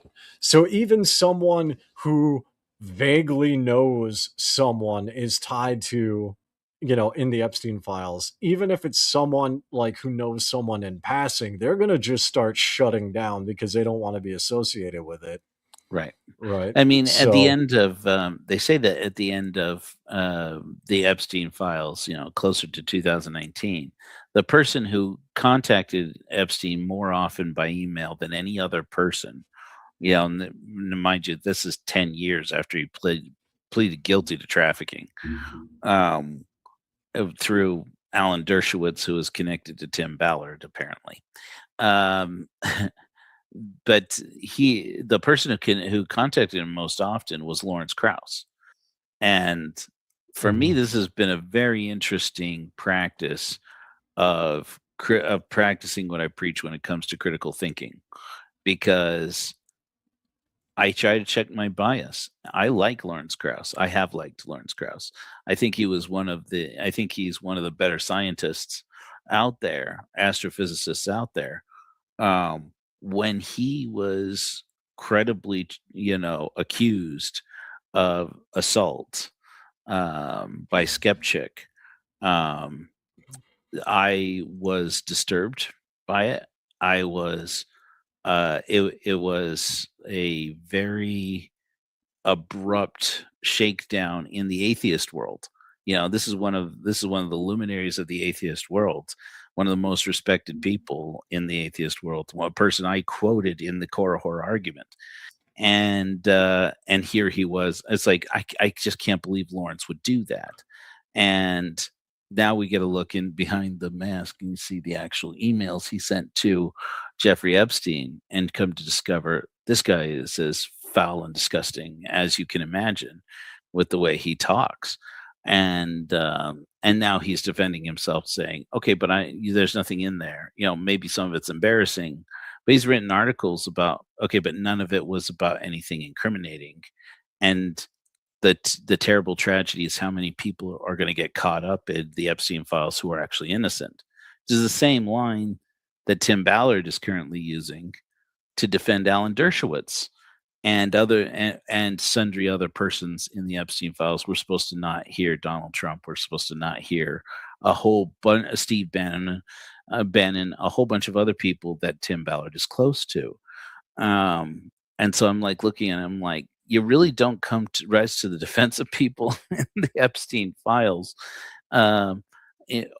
full stop, unless you're trying to run interference for them, right? I mean, that's the way it seems to me anyways. I would agree with that. The only caveat I would say is, like, if you do that, you better have some damn good evidence, Right. right? Right. Like, so and so is in the Epstein files, and people look up where they were at that day, and I don't know, they were being interrogated by the CIA or something, like airtight alibi. Like, better have some damn good evidence that's like readily available and easy to, like, so the common person can look at it and say, "Oh yeah, that makes sense," But Yeah. Yeah, and then there's like things that could be entirely coincidental. Like you could be associated with Yeah. somebody for entirely wholesome reasons, and that person is shady AF on the back side of things just because some people are like that. It seems hard to believe with somebody like Steve Bannon, though. It's like Yeah. you get in bed with Steve Bannon, you get in bed with him because this guy gets in bed with dirty people. He gets things done, but he's Mhm. not afraid to cross moral boundaries to make things happen. And then Well, yeah, and the thing with Tim Ballard too, sorry to cut you off, but before I forget, because I'm getting tired, is the thing about Tim Ballard is, like, I didn't know until, like, Kara Burrell did some stuff on this. I didn't know that he knew so many people in the Epstein files, and then it kind of got me wondering on, like, wait a minute, all these kids are just disappearing in these orphanages. Like, they get picked up, they go to these orphanages, some of them get abused, nobody can find the rest of them. Where the fuck did they go? Like, hang on a second. Like, why are we not at least entertaining that question, right? And if correct. Tim Ballard were to come out and say, "Hey, look, here are the kids," and demonstrate they haven't been abused and, like, they're alive, intact, and, like, safe, okay, fine, I will happily accept that. It's like Yeah. the whole Ruby, Frankie, and Jody Hildebrand thing. The police demanded produce the children. Same with other cases, like produce the children. Show things are fine. I mean, if Right. things are fine, it Then takes there's like 10 minutes. Yeah, like there's nothing to hide. Right. yeah. And why are you in Hawaii? And why do you suddenly have a whole bunch of money? Why is all of this insurance money going into a vacation, into a honeymoon just after both of your spouses have mysteriously passed away? Well, exactly, yeah. Or it's like the Mormon prepper wife who, like, that was recent. She, like, took her kids to Croatia. I don't know if you heard about that. It's some really bizarre story. No, I've not. I Like gotta this get into shoe that. Yeah, you gotta look it up because I don't know the full story. All I know is, like, I remember seeing some articles about how I think it was a Utah mom was a Mormon and, like, something went down and she took all of her kids to, like, Croatia, and then they ended up, like, in a Croatian orphanage, and the dad had to fight the government, like, to What? get yeah, there's, like, a whole they're home, they're safe with the That's father, but it good. was like yeah, it was like this whole shit show of, like, embassies getting involved and Well, I'll tell you the thing that's been peaking on my radar, and I just don't know how it fits in, if it fits in.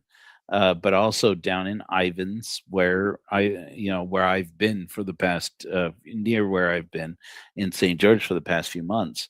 I'm in Virginia now, but is that in Ivans, Utah, a man was picked up on February 16th by the name of a Mormon man, I believe. He may be Exmo. I don't know. I haven't been able to confirm that. By the name of Bobby, no, yeah, Bobby Edwards. Does that sound familiar? I don't He's know. picked up for possession of CSAM, right, child sexual Okay. abuse material, and he was picked up for it, and just is supposed to this week go in to be into a hearing to be arraigned on the charges, and they're like, yeah, we definitely got him because they got him like purchasing from an agent or somebody, purchasing CSAM, and he is the inventor of the squatty potty. Oh, Apparently, that guy, yeah. yeah, Yeah, I yeah. heard about that, okay, He yeah. won. He got a deal on Shark Tank back in the day, to etc. But prior to that, he's an investor. I'm not sure how well connected he is. If he's connected, for example, to Paul Hutchinson, which would not be a surprise. If he is connected to Jeffrey Epstein, would not be a surprise. And if he's purchasing and distributing, or in some way involved in CSAM, could be either way. It also could be a entire coincidence, and the fact that he was basically neighbors with Jody Hildebrand. It could be entirely Yeah, coincidence. I mean, I don't know. This like I like Garrick from Star Trek Deep Space Nine, and this is one of his most famous quotes I remember. I believe in coincidences. Coincidences happen every day, but I don't trust coincidences. Right? Right. It's like the old Soviet saying, "Trust but verify." Yeah, yeah, so it's like, I mean, as of now, I've seen very little, so I'm kinda leaning on, this is a lot of coincidental, but it's possible. Like, it's definitely possible it can, be involved, but I'm leaning towards, like, this could just be a coincidence unless something else comes up. Because usually within the first, like, 48 hours, like, connections in social media to, like, Epstein files or, like, in the Mormon community, like Jody Hildebrandt, within the first 48 hours, that shit's blown out of the water. Like, Mm, everyone's all over it. And it's mm. been, what, about a week-ish? And that still hasn't come up yet. Could it be there? Absolutely. But usually that stuff comes out right away. So, We'll see. Yeah, you're right. And then there's things that's like nobody knew to look for it, or like you say, we have short attention spans, and if it doesn't bleed, it doesn't lead, and we find out in the backside, that yeah. there was something that somebody had a reason, some motive to not talk about it. Yeah, that's kind of what I'm leaning towards in this case. Like, if it's there, it's going to be found out like after the fact, like especially when they start doing discovery and releasing everything. But yeah, I don't know. That Yeah. shit comes out really, really quick. Well, Diamond Dave, you bring up some good points, and I hate to keep you up because I know that you're sleepy, but Oh, I yeah, appreciate I you could, coming on the show, man. I could stay for a little bit longer if you don't mind. Not That too sounds much longer. great. Sounds good Yeah, to me. You just feel free to say, Joe, I'm going to bail now, and sure. I'm going to use the bathroom actually, so I'll be right back. sounds like a plan. So this is where we are. Um, Oh, so some other points to bring up in the same um, that have come up in the last week. Let's see here. Ghislaine Maxwell and Bill Clinton. This is probably where I see us going next. Oh, by the way, this is one of the cool things. Just me bragging about my cool interface I've built. I've built um, this cool image searcher here on or image feature, so that we can finally have pictures of these people. Um, for example, we need a picture of Ghislaine Maxwell. I can upload this picture of Ghislaine and friend, and then picture of Ghislaine and friend should come up here. It doesn't, because apparently I'm logged out again.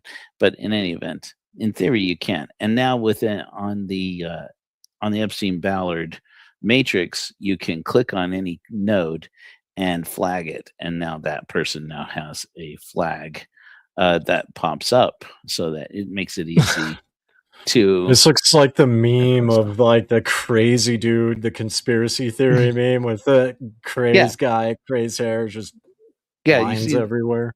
Oh, you apparently missed it. Let me show it to you. Yes, that's Charlie from It's Always Sunny in Philadelphia.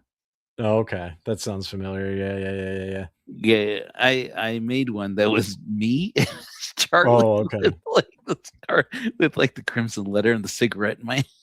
Oh yeah, I've been working on stuff like that. Not like in the conspiracy quote unquote field, but more just on my YouTube stuff and making things more fun and interactive like that. Oh yeah, so what's going on with you, Diamond Dave? What are you doing right now? I know that you were Oh doing a gaming channel. You were doing yeah, a I'm doing my spiritual. gaming channel. I've started doing live streams. I've actually made like 25, $30 on super chats on my last live stream for like 2 hours. You Cool. can actually go to my channel and like you could see the thumbnail style Mhm. that I'm doing. And What's then I'm the also what's the at on your channel? oh, let me type it in. Let me type it in chat. Yeah. It's the same as like my name that you see in the chat, just Diamond Dave YT. Okay. Cool. An affinity graph, not a matrix. Yeah. Yeah, Um, that's right. It was Aunt Merrill who pointed that out to me. I mentioned that at the head of the show, Aunt Merrill, uh, who's not my okay. aunt, but yeah, that I said it's like a dot dispersion matrix or something. Somebody pointed out to me. I don't remember who. It was Aunt Merrill, who is one of my researchers. Um, yeah. Anyways, so Okay. yeah, cool. No, So that's yeah, how people can YouTube find you stuff. on YouTube. Yep. And then I've also started because like I've been on Ladder Daily Digest and Momo Nomo and some other small channels. I've actually put together like proposals to help like get them monetized or help them expand. Because I mean, I got monetized doing my YouTube within like a few months, and I'm clocking consistently about 300 to 500 a month. Wow, Um, good and for I you. only thank you. And I'm like less than 6,000 followers. I'm like 58, 55. So, Oh, you're trucking along. I mean, Church of Korihor is here, very happy and satisfied with our happy ship of fools of just over 1,000 followers on YouTube. But go viral. Go yep. viral. Well, here's the thing. I did go viral once upon a time. Well, what's viral in my perspective, um, on um, on TikTok, and I wasn't ready for it. I was like, it got big and out of hand, and I was like, it felt like there was plenty of information to get into, but nothing to do with it, and nothing to build. So I'm happy to grow slow, but I really No, like that's that you're helping Momo Nomo because he's really good, and of course our friends over at LDD, yep. they're good people. So Yeah. But yeah, so I'm just trucking. Making videos, and then I'm started to like actually use Instagram and like other things to like drive people to my YouTube. So that's mhm. gonna picking up within a month or two. Cool. Groovy. So people can follow you over at YouTube. I understand you also have a good following over on Facebook. Yeah, I Um, I rebranded that for like to drive people to YouTube because I'm like I have 109,000 followers and I don't do anything with this. So I figured I'd ease like it's gonna take a while to jumpstart it because what happened was I had 120,000 followers throughout COVID and even before because of being a Minecraft streamer and like what a lot of people did during COVID is a lot of people went to the internet, they started podcasts, they started streaming video games, right? Because everyone's locked down at home and not making money. And what you'll see is that like people will start and they would kind of get a few thousand and then they would crash and burn because being a content creator in general is a grind. So starting in 2018, going through COVID and still existing after COVID, a lot of people kind of like dropped off at that point in the mhm. gaming side.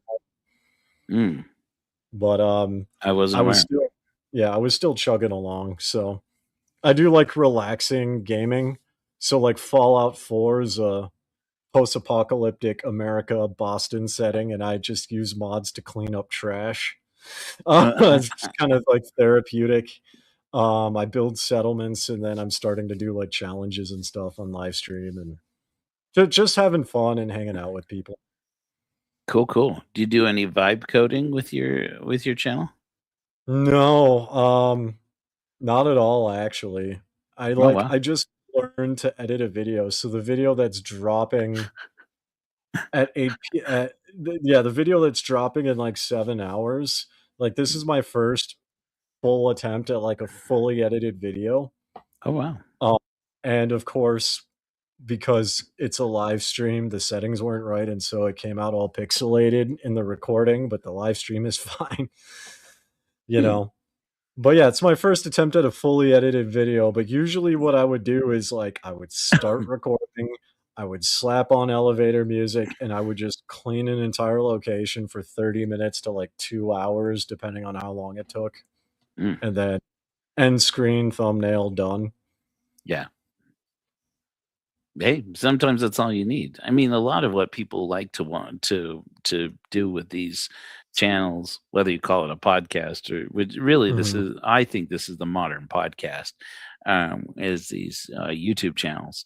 But of course, there are people who do strictly just podcasting. I understand that, but a lot of times people just want to put something on, have it going on in the background, something they can occasionally look over at, but otherwise, you use it while they're working, while they're cleaning, while they're running spreadsheets or whatever whatever else you have going on.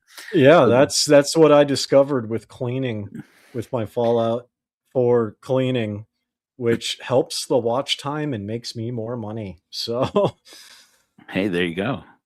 yeah. Yeah, but it'd be interesting to see if you do something with vibe coding. I use Replit for mine, and it's been pretty dang awesome. I have to say I've been pretty happy with Replit, Replit, including that I'm developing some more resources for the Church of Korihor.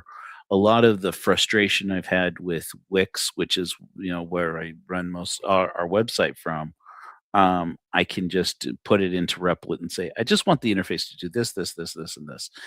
Things like when people want to be ordained as luminaries in the Church of Korihor, we have this process where you submit a background check, or it connects you to get a background check. Where, as far as I know, the only religious organization I know that background checks applicants for its clergy, and so how do you actually track that this person's background check has been submitted, that it is one of the qualifying Mhm. background checks, that it is legit, and so forth? I can put that into Replit and say, you're going to go and you're going to do a search and you're going to do this and you're going to update this. And if this person, blah, blah, blah, then mark them as such and such. And it just does it. I'm like, oh, I fought for like 4 days with Wix and its coding software and Chat GPT and stuff to try and get it to where it shows your name when you log in. and it's like, Yeah. Yeah, I eh, don't do really anything with that on YouTube, I think just because I don't need to. mm, I might try that with like my spread shop, maybe for my merch, but other than that, mm, spread shop. I'm not familiar with that. yeah, it's basically like you upload your designs and then people buy it and you make like commission on it. Oh, okay. So it's like Gumroad or like Etsy, something like that. It's drop shipping. It's more like Etsy where it's like you can go through my stuff and got a picture of a German Shepherd and it says +10 loyalty on its really Okay. and Like so it's like people Redbubble. like yeah, I click it and then I buy it and then, whoever owns it gets the money. That's how. Oh, cool. So yeah, I'm just That's definitely cool. building stuff. Yeah, that's very cool. Um, and I wanted to ask you while you were talking. Oh, but the interesting thing about vibe coding is how many people are doing it for gaming and Yeah. creating like modifications for mods for games, or even creating games from scratch. And I I even tr- actually help a buddy with that, except we use Unity Hub and Visual Studio Code. right. I think you told me about that at one point. You were on Yeah, it's vacation. like I haven't done, I'll be honest, I haven't really done much with it, but I have the very gist of how it works. And some people I know, they're like designing their own game. Yeah. Um, but so I'm aware of it. I'm just not into anything like that specifically. Yeah. My main Well, thing is like this year's goal is to get to like 10K subs, which seems doable. yeah. I mean, well, So, you're well on your way. You're well on your way, and there's plenty of interest in what you're doing. Um, I think that the Tim Ballard thing will take off again, and we'll wind up with a lot of people who will subscribe. But we'll see. I mean, it's of interest to those of us who are following it for years now. We'll see if there are new people who take interest in it. So, yeah, well, we'll definitely see. Tim Ballard's kind of a niche thing. mhm. And like with any niche things, you have to brand it properly and deliver it properly, right? Basically in a way that gets clicks, Right. you know. Cool. Cool. So no, I'm gonna go to bed, but it's cool seeing you guys. You all have a good one. It's great to see you, Diamond Dave. Hey, good luck with your channel, man. Thank you. All right. Well, it was Diamond Dave. We love to see it. Uh, Thanks so much for joining us for the broadcast today, guys. That was it about. It's interesting now, as in recap. I don't know how much we don't know about CPAC Mexico and the Center for Combating Human Trafficking, which is a project of CPAC being run by the Schlaps, by Matt and Mercedes Schlapp, and also being worked in coordination with, obviously in coordination with Tom Holman and with Steve Bannon. In there, you have a who's who of the Tim Ballard network, and you have a who's who, including, of course, Eduardo Verostegui and Eduardo Bolsonaro.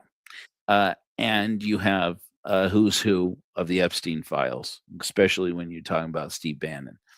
And Steve Bannon and Tom Holman, I have checked, is not in the Epstein files that I know of, that I recall off the top of my head.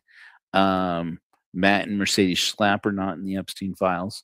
That doesn't mean that they didn't have. That just means they weren't caught, or they may very well. Let's go ahead and err on the side of they're probably innocent. But it's curious that Tim Ballard started doing work in Mexico before he started going back to Syria, no longer working with the Yazidis population, but now with the Druze population. That still, I keep hitting potential new pay dirt on Tim Ballard's relationship with the Druze. That's Druze, not Jews, um, because they sound so similar in English.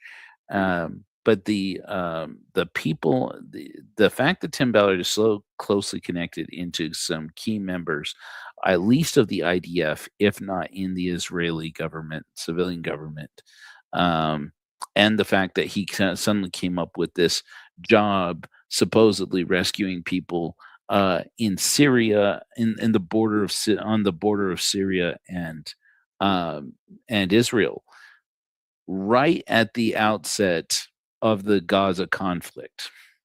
Really, it's suspicious, and because prior to that, he was mainly working, it seemed at least, in Argentina, and where he is now. He's been under investigation for a while, under suspicion that his methods were not effective, and he actually may have incriminated some Argentine officials in. I'm going to say their new president's name wrong. Is it Meal or Miele? And I want to say Miele because I served with a guy named Miele in Peru, and so I want to say Miele, but I believe his name technically is Meal.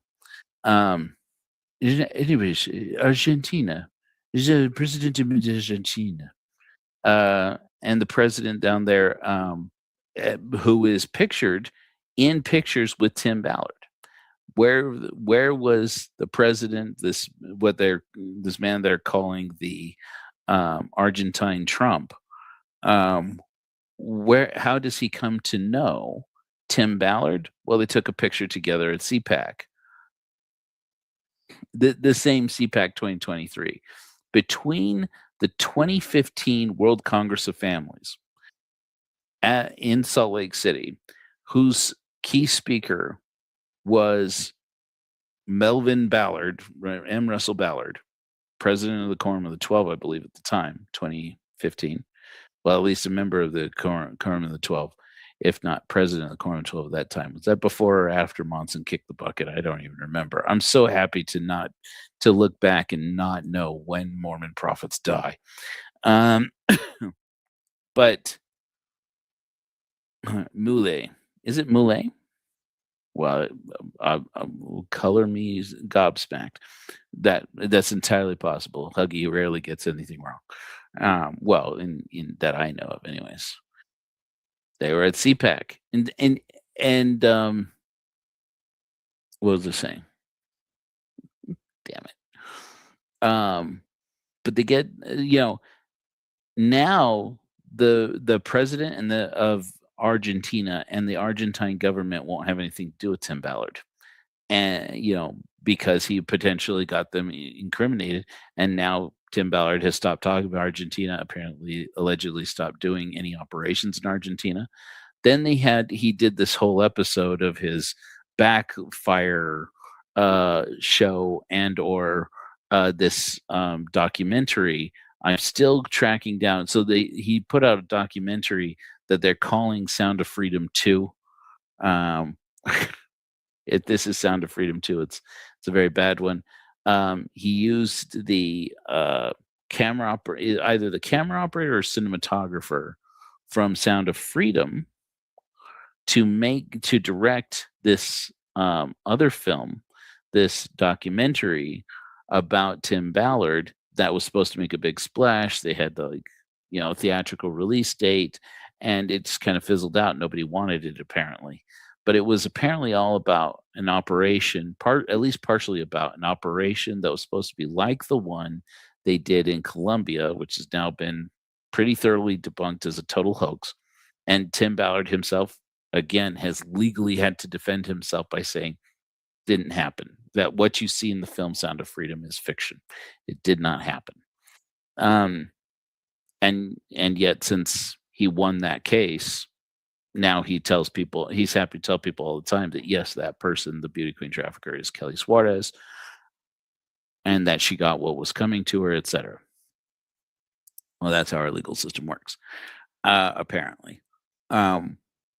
He did this operation down in Puerto Vallarta, Mexico. Where is he getting the funding? First of all, who is hiring Tim Ballard to do operations in Mexico or anywhere else, right in the midst of all of these allegations that he was engaged in trafficking? This was, this all kicked off while, those allegations were ongoing and before they were canceled, as far as I can tell, before the lawsuits were either thrown out or uh, they were withdrawn, of women who accused Tim Ballard of various kinds of misconduct, sexual misconduct, particularly that effectively amounted to trafficking. The women who worked for him have come out and said he is the trafficker, that OUR engaged as an organization for trafficking and not against it, and that they never rescued any kids. That's Bree Ryder said. We didn't rescue children. They took footage of us doing training operations and used them as promotions for pretending that we were actually rescuing kids. And turns out it was a training exercise, like the one where she got a knee to the face from Matt Cooper and got her whole cheekbone and eye socket, her orbital socket, completely completely crumpled and fractured to the point where they had to go in and replace it with silicone and titanium to reconstruct her eye socket. Yeah, and she's like, and it's these operations like the one in Draper where she was injured that they then use as if they are live combat situations. And it's just it's shocking. It's shocking that anybody can know that about Tim Ballard and yet say, "Yo, we down here in Puerto Vallarta, we need you to come down and engage in doing exactly what you did in Colombia," while anti-trafficking experts around the world have been decrying this, saying that's not fighting trafficking, that's causing trafficking. Those people, as we saw with Pedro Flores Ramos, when Troy Abels, the late Troy Abels from the Last Dispensation podcast, interviewed this young man who was known as Simba in the movie Sound of Freedom, which again is fictional. One point, Tim Ballard happens to at one point agreed with me on. It's entirely bullshit. Simba was a man. He was a young man who was on the island. In the movie, he's portrayed as a boy about 10 years old. In reality, he was 17. He's portrayed as a boy who was kidnapped and sold into trafficking by Kelly Suarez character, the beauty queen trafficker, and Miss Juarez in the film. Suarez. In reality, he told Troy Abels to his face and repeated it in English, if I remember correctly, so that Janet Russin, the psychic, the Mormon medium, who was there acting as translator on Troy Abels' podcast, so that he got it, so that he would understand it. When Troy Abels asked him, said, "How long had you been involved in trafficking? How long had you been trafficked when that sting operation went down in Cartagena?" And this man looked at him and said, "That day, just that day." Instead of being sold into trafficking, he had responded to a Facebook ad that had said that there was a party happening on a private island. You could contact this person. You could contact these people. They would pay you something that amounted, if I'm not mistaken, if I remember correctly, it was hundreds of dollars, $200 worth of Colombian pesos, which is a lot of money, to go down, if you are a young person, a teenage person, to go down to this island, eat, drink, that there would be beverages there. I pretty well insinuated they meant booze, and that you could dance and party and have a good time. These gringos are down here. They've rented out this island and they just want to be surrounded in the culture. They want to be surrounded in the fun. And so they're looking for young people uh, to come party on this island.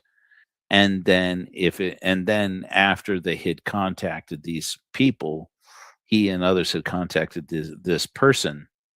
He comes to find out through these other contacts, none of whom were Kelly Joanna Suarez. Even he signed a statement stating that he had never met Kelly Joanna Suarez before that party, that he didn't see her at that party, didn't know who she was, that he hadn't, and that she certainly was not trafficking him, but that somebody had told him, by the way, just so that you are aware, if one of these Americans approaches you for sex, they will pay you for it in addition, but you don't have to sleep with anybody to get paid. Everybody who shows up to the party will get paid. And that was when he tells that to Troy Abels. You can see in his face, you can see the color drain from his face. You can see the light go out in his eyes, as the Mormons would say.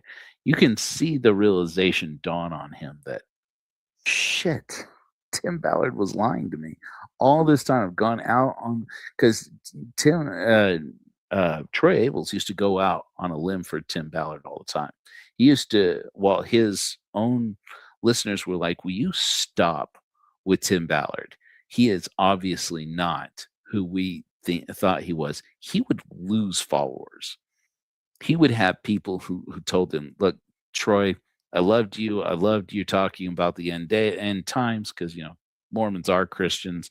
I will defend that to the end. Just look at how they talk about the end times. You never see a Mormon speak more Christian about the end times. You never see a Christian speak more Christian about the end times. And when Mormons talk about this is the end of the world and Christ is coming back any day now, it's going to happen any day now, and it's going to be the shit show to end all times, and all the people we don't like will get burnt away as the chaff.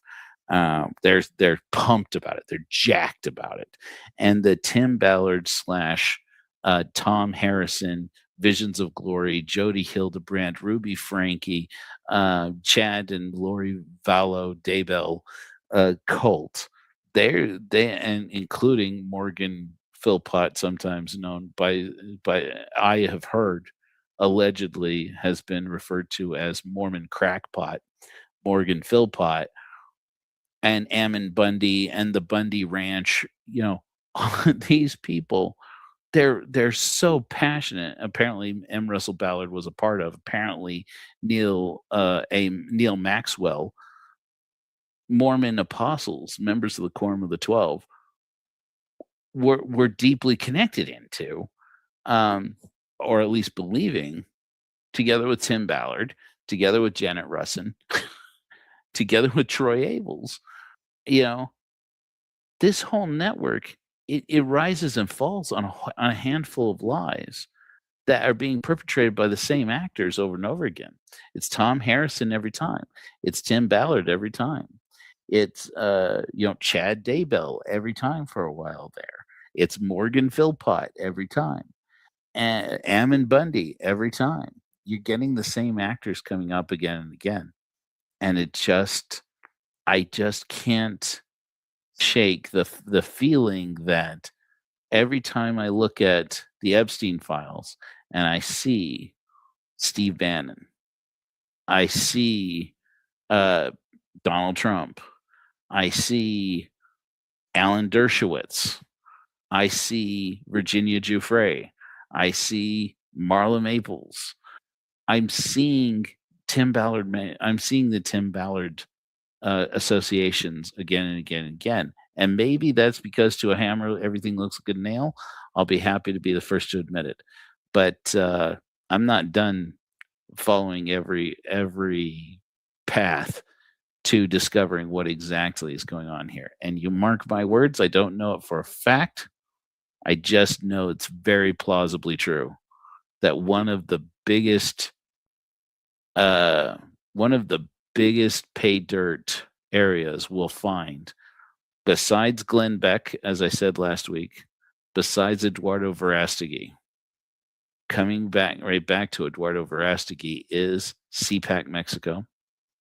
And this Frank Russo character, don't know how big of a role he plays. I also don't know how big of a role Matt and Mercedes Schlapp at CPAC play. But I'm seeing the same names again and again. And I am curious. How much favor is being curried here. Is the person who's paying for these lawsuits that Tim Ballard has managed to bring against the women who accused him? Is that person in the Epstein files? Are those people in the Epstein files? Who are they?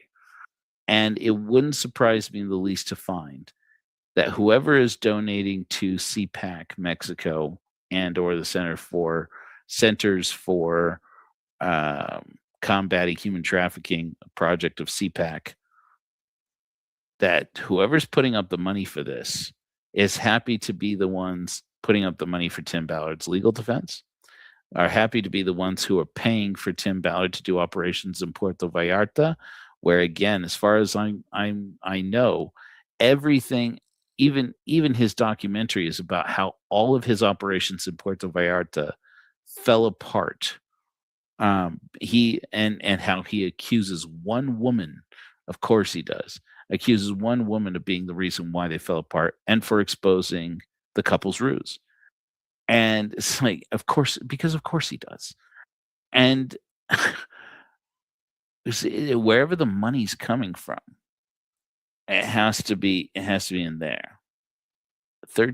What's this, Huggy Bear? Message me with this stuff, man. Man, we got to get like a group going.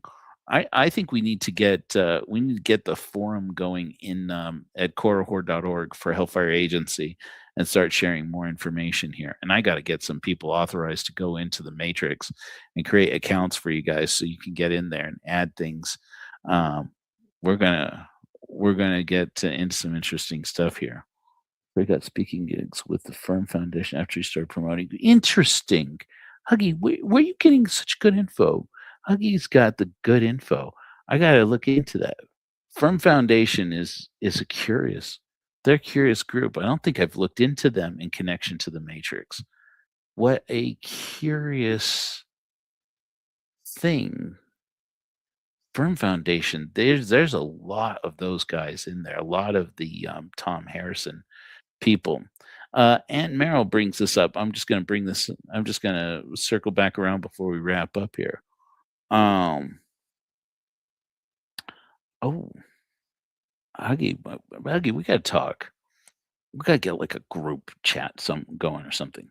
Aunt Meryl, I believe you're talking about, I believe with this comment about their video fakes wall to wall. Tim Ballard reposts a lot of crap. Tell me, Aunt Meryl, if I'm saying something wrong here, or if I'm calling up the wrong thing. That Tim Ballard reposts a lot of AI generated video, or has in the past. This is so far in the last few months, a lot of AI generated video in his Instagram that are from organizations like Drew's Nexus. And a lot of it is bizarre hatred for, Islamophobic hatred. I'm not a fan of Islam. I don't consider myself as an Islamophobe. I don't have any problem with people practicing Islam any more than Christianity or any other religious. Let them live and let them be happy. And most Muslims, I think, are peaceful people and don't want war with anyone. That being said, there are things of every religious affiliation I dislike, and Islam is probably the one I have more to dislike about than most others, other than Mormonism. But the thing is, Tim Ballard goes hard with pro-Israel shaming of Arab people shockingly, for a man who's currently engaged and I say Arab people, I mean ethnically Arab people, for a man who is supposedly now engaged with rescuing Arab people in Swaida, um, who are ethnically Arab, uh, of they're peoples of the Levant. It turns out if you let the Old Testament kind of dissolve away into what it actually is, which is a fairy tale, sorry, but it's true. Moses, fairy tale. David and Solomon, fairy tale. This is a fairy tale. It is a myth. It is a legend. And fine, legends are great. Legends are wonderful things. So is Luke Skywalker. So is Korihor. But you want to get down to the actual history. You have the peoples of the Levant. The peoples of the Levant are Jews. They are Arabs. They are people who were known as Hittites at one point. There are people who were known plausibly as Philistines at one point. You have these groups, these people that now retroactively we are being told were one group, the righteous, who overcame another group, various sundry groups, the Canaanites, and that whole thing, it turns out, is absolute fiction. Thank goodness, because it's a bloody and horrible story. It's the most wretched story. But you have these people who are ethnically Arab as much as they are anything, and apparently, but Christian, sort of. They're not the kind of Christians that other Christians would recognize and say, "Oh yeah, these ones are Christians like us." They're certainly not Jews in the way other people would look at and say, "Oh, well, those are Jews like you think of as Jews." They are an ethno-religious community all to themselves, the Druze, and they are persecuted, and they are, brutally misused by the and massacred by the people in their country. They also are people who have a so-called blood covenant with Bibi Netanyahu's government to send their sons to go and fight for him. And I'm not saying it's justified. War is an ugly and terrible thing. And fighting war on behalf of the IDF is a particularly terrible and awful thing, because the IDF, there's a lot that they get up to that isn't strictly legal. There's a reason why Bibi Netanyahu is a wanted man not by criminals. Well, I'm sure maybe by criminals too, but by the world court, is because the man commits terrible crimes. And so, and then you have this whole community that has conscripted their sons into the service of Israel's defense force, and to see that their neighbors in Syria look to them and go, "You are traitors to your own people. You're traitors to your neighbors in this country," and then to turn on them during this civil war that they're engaged in. I'm not saying it's good. It's a terrible, horrible thing. It's also exactly what you would expect to happen in a situation like that. I mean, and the people of Zwaida, I'm very empathetic to the fact that these people, whether or not they went and fought for Israel, whether or not they sent their sons to fight for Israel. I gotta see some of this that you're talking about, Huggy. Right. Oh, I'd like to see that's a good thing. Aunt Meryl's pretty long on this. Apparently there are deep fakes that Tim Ballard is engaging in, and like fake accounts, AI generated accounts, on social media that he is posting and reposting information, and some of them apparently are pretty good. Now, that Tim Ballard himself is good at creating AI generated videos. I doubt it. Somebody who has done AI generated video as part of my work, it's not that easy to do it convincingly. And Tim Ballard is not a very smart man. I'm sorry, but I'm just going to say it like that. He's a very good salesman. He's a very good liar. But he's, a smart man. He is not. But does he have money to pay for it? Apparently so. And if so, where's that money coming from? And like Huggy Bear is putting up here, they have 17 defense attorneys. Tim Ballard, I was the first person to call him out, to call bullshit when Tim Ballard said, I don't know how I'm going to do with it. Somebody needs to help me with donations to my legal defense fund because I don't have any money. I was the first person to call bullshit and say, this guy's got tons of money. Does he have enough money to hold out on 5, 6, 7 different lawsuits, civil lawsuits at the same time? I seriously doubt it. I mean, at the time, as far as anybody knew, as far as I knew, Tim Ballard was worth maybe $4 or $5 million, something like that. And I'm like, I don't care who you are, 4 or 5 or 6 or 7 sexual assault allegations, trafficking allegations, and or well, I guess technically they weren't charging him with criminal acts, but assault and defamation lawsuits going on simultaneously, you got to start settling out of court fast if you don't want to end up broke as a joke, no matter who you are. And he ended up holding out, doubling down, getting some of the most expensive lawyers in Utah to defend him, and holding out until these women just ran out of money. And how did he outlast these people? In some cases, I'm almost certain, I can't say for sure that Suzette Rasmussen or Alan Mortensen took their case pro bono. But if they didn't take them pro bono, they at least took them on out of compassion at a reasonable retainer.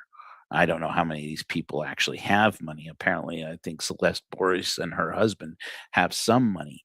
But I don't think that collectively between all of them, they have the kind of money to take on Tim Ballard. Well, I mean, but to take him on simultaneously from multiple angles and multiple lawsuits over a suspended period of time, there was it seemed reasonable. At least one of them was going to win. And now all of a sudden, he's not only was he getting their cases thrown out of court, but he's been countersuing them for defamation, threatening apparently to sue podcasters. He hasn't, as far as I know, specifically called out Cara Burrell or me or anyone else, saying he's going to sue us, but he's talking about multiple people who have been calling him out for a while. I know that one of the Red Pill podcasts has been calling him out for a while, and apparently he's going after them, saying he's going to sue them. It's ridiculous. And it's like, where's this guy even coming up with money? Then he goes on a podcast interview and says that he thinks the people in the Epstein files are innocent. Of course, the top anti-trafficker in the world supposedly thinks that all the people in the Epstein files are innocent. But he says, and he believes he knows that because he personally knows Alan Dershowitz. What? And Alan Dershowitz is dirty AF in the Epstein files, personally called out by Virginia Giuffre. So was Bill Clinton. Of course, Bill Clinton not as directly as Alan Dershowitz, whom Virginia Giuffre says paid for sex with her when she was a minor. And so it's like, how does Tim Ballard know Alan Dershowitz? How did two men accused of sexual assault just happen to know each other? And one of them is dirty in the Epstein files. And they just happen to know each other. Last week I put out there, still haven't discovered exactly. Tim Ballard's welcome to reveal to us. I don't know that I would believe him. But I welcome his revealing to the world how exactly he knows Alan Dershowitz.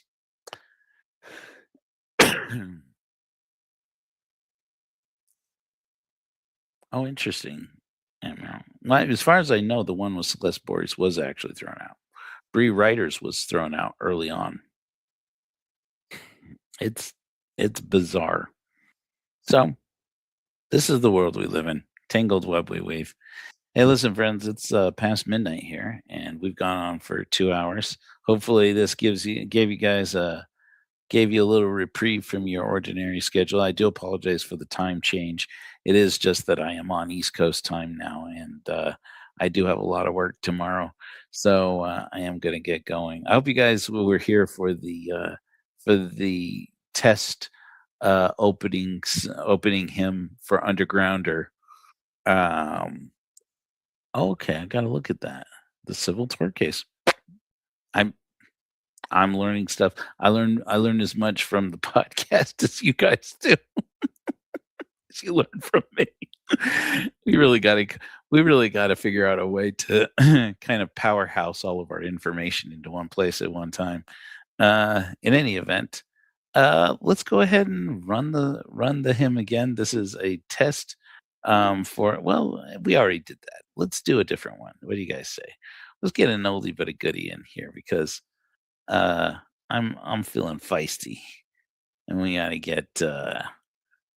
get our energy going so we can get after Tim Ballard's case in the Epstein files. Let's see here. Let's go for good old fashioned. Got some great new hymns, but we're gonna go for something classic. How about Mammon Tabernacle Choir? Just for you, Timmy Boy Ballard. Mammon Tabernacle Choir. I love your faces. Flash bright. I will see you on Friday. Wait a minute! This Exmo's got something to say? Oh, big surprise! Oh, fuck off. Golden angels Show the fruit selling Jesus in an Armani suit. Will a man